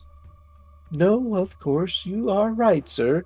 That a vitally ordered command structure of the Imperial Guard precludes any possibility of your orders being mistaken. If I may rephrase myself, however, what I really meant to say, of course, was that perhaps the problem here lies not in the orders themselves, but in the practical aspects of their execution? Another pause. No, sir, I wasn't for a moment questioning your competence. And another. Yes, sir, as you say, your battery runs like a well-oiled machine, but you must concede that, seeing as we are unquestionably under bombardment, a mistake must have occurred somewhere. Another pause. Yes, of course, sir, you concede nothing. Yes, I understand. No, sir, you are correct. General Headquarters is not known for promoting fools to the rank of captain. And so on it went. While from above, Lauren heard the distant roar of explosions as the bombardment continued. Until, at last, he heard a door open behind him, and turned to see Sergeant Shelgar step grim-faced into the dugout. Then, as the group of assembled Vardans huddled in the dugout silently parted to give way before their sergeant, Lauren saw Shelgar stride purposely over to Gresham at the comm system. Yes, sir, Corporal Gresham said, raising his eyes as he saw Shelgar approach him. Naturally, you're right. If there's any mistake here, it was ours in being present in a sector scheduled for bombardment. But if you'll excuse me for a moment, my company commander has just entered the room. Perhaps it would be better if you and he discussed this matter directly. What is going on, Gresham? Shelgar said, laying the shotgun he had been carrying down across the table before him. Why in hell are these idiots still shelling us? I am on the line to Captain commanding the battery in question now, Sergeant, Gresham said, diplomatically releasing the send button on the Voxcom so his listener at the other end could no longer hear them.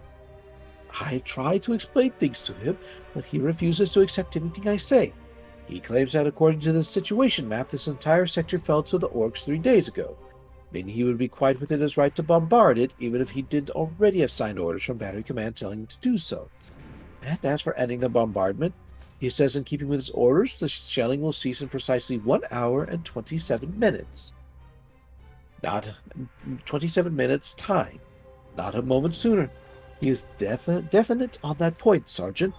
Frankly, some might even say a little astringent. It's transient. I see, said Shelkar. Add me the Voxcom, Gresham. I want to talk to this son of a bitch myself. This is Sergeant Eugene Shelkar, he said, taking the headphones and pressing the button to activate the Voxcom. Acting Regimental Commander of the 902nd Varden Rifles. Who am I speaking to? For a moment, like Gresham before him, Shelkar went quiet as he listened to the voice on the other end of the line through his headphones. Then, his tone becoming grave and forceful, he spoke once more. Captain Marten, the 16th Landran Artillery, Shelkar said. I see. Well, I've a message for you, Captain.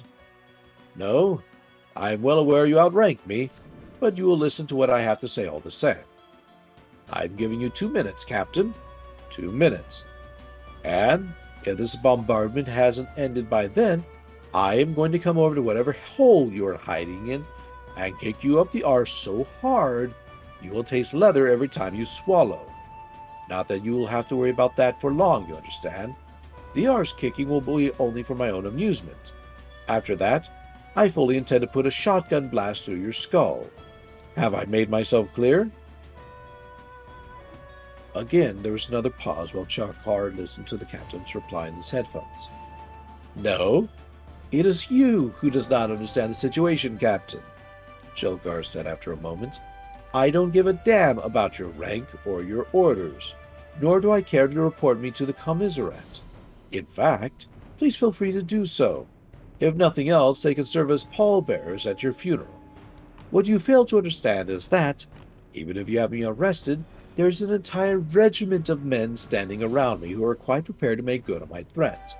And, if you think the commissariat will be willing to arrest an entire frontline combat unit to save you, I think you overestimate your own value to the war effort of the city. Oh, and by the way, Captain, the chronometer is counting down. You now have only 1 minute and 20 seconds to make a decision. Shelkar out. Giving the Voxcom and headphones back to Grisham, Shelkar stood waiting beside the table, listening intently like every other man in the dugout to the sound of shelling going on above their heads. I don't understand, Larn whispered. Surely the sergeant has just written his own death warrant by talking to an officer that way. Maybe, Bullivant whispered back. You don't know Shelkar though, do you, Fish? In 17 years, I've never seen him be afraid of anything. If there is something that needs to be done, he is the man to do it, whatever the cost. All the same, I wonder if even he has gone too far this time. If the captain should vox a complaint to the commissariat.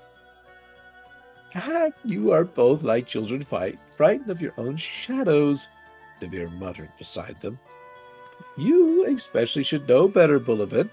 When has Shelkar ever failed us? The sergeant knows what he's doing. These artillery monkeys always think frontline troops are crazy to begin with. This arsehole captain won't dare call the commissariat. Trust me, he is probably already soiling himself in fear and is giving the order to cease fire even as we speak. Above, as though in confirmation of Devere's opinions, the guns fell abruptly silent.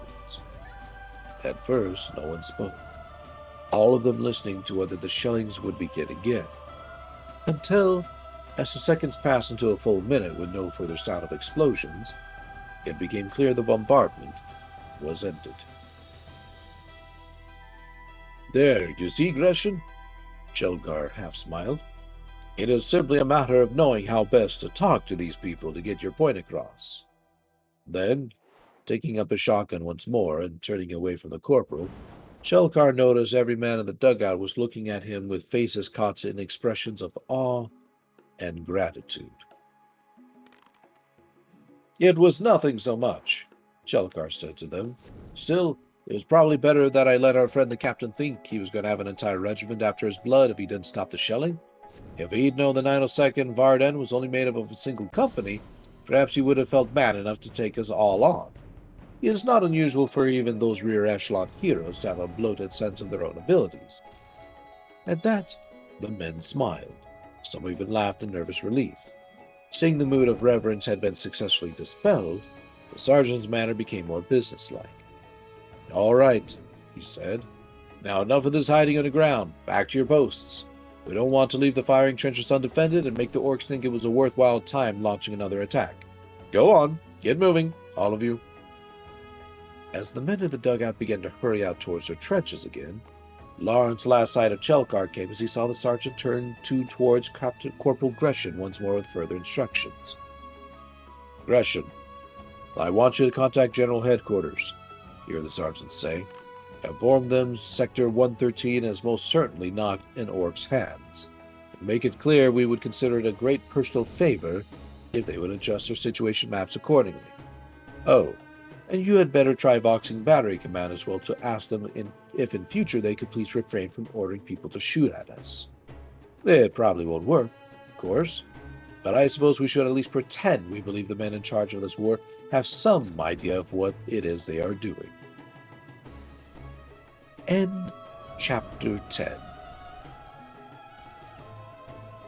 Woo! Hey. Hey. Very good. Oh, thank you. Very, very good. Meh.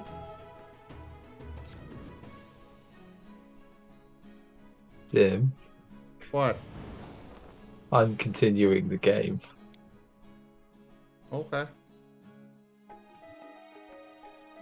Don't know how, because I joined after everyone else left, but I'm back in the game again.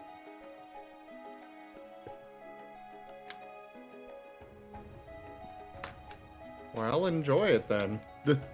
Yeah.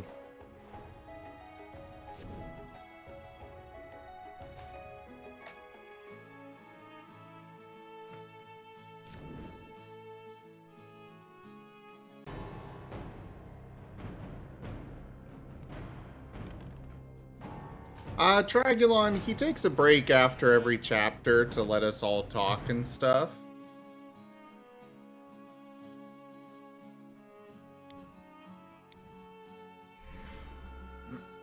Yeah. Yep, it helps to give me a little bit of a break between chapters, and it lets people be able to say things like, thanks for raids or cheers or whatever. Oh god, I definitely don't want to go there.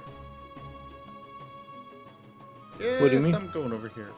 Oh, I'm Oh, fair enough. the game.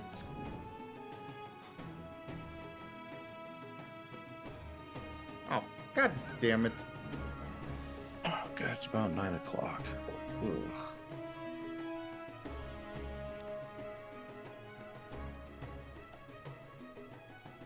I'll probably have to take one more lie down, and then I'm going to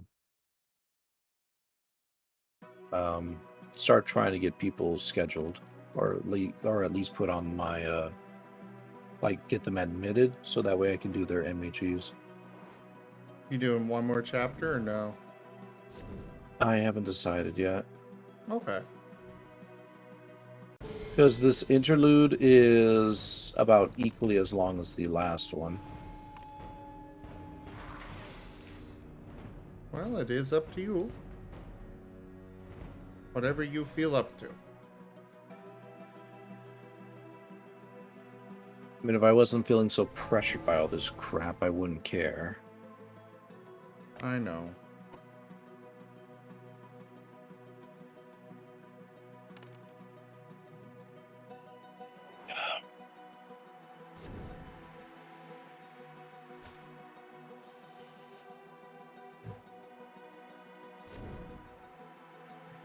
I'm rather enjoying The Alchemist.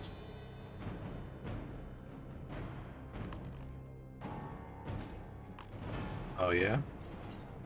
Yeah.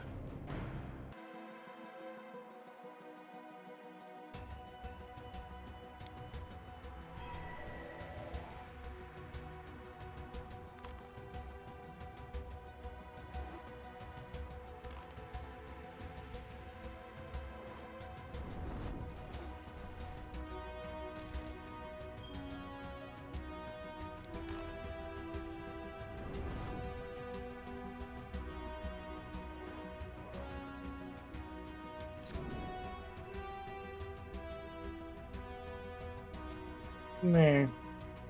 Ooh.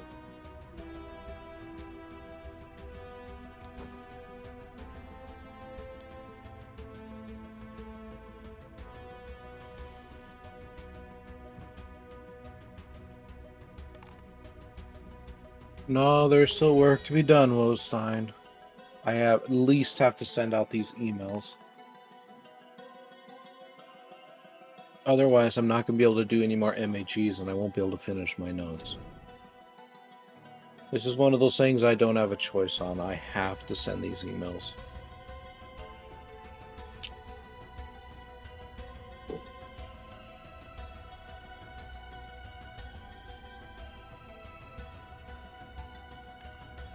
And then, if possible, I'd like to finish at least another couple of MHEs tonight.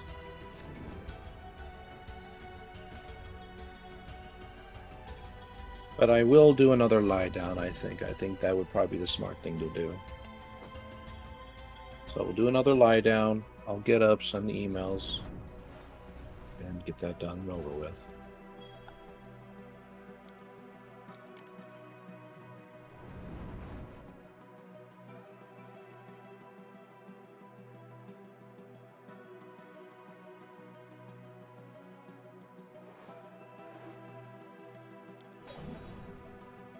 You going off for that now? I'm going to be putting myself on the BRB screen, yeah.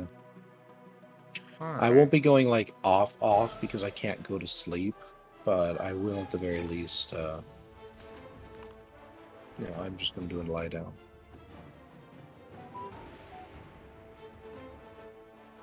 I know, Wostein. This is just one of those things that I don't really have a choice in the matter. It's either I get this crap done, or, I get fired, so I don't really have a choice. Well, that did not last long. For what? Oh, I had a card that let me roll 2 dice, and when I spend fate to reroll, and then I get to choose which result I want. And this time, and the very first time I use it, if I roll doubles, it gets discarded. The very first time I use it, I roll doubles. And also lost all of my fate. Alright, I'm going to lie down again.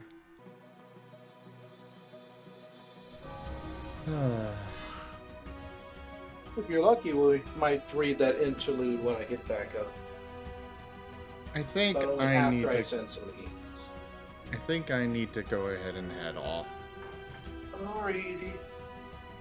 I'm Sounds good. sorry. No, it's okay. I'll just be lonely.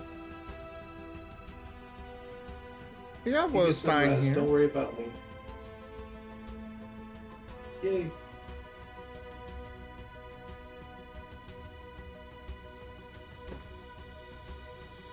I just gotta go call the doctor, make appointments, and then I need sleep. Sounds like a plan.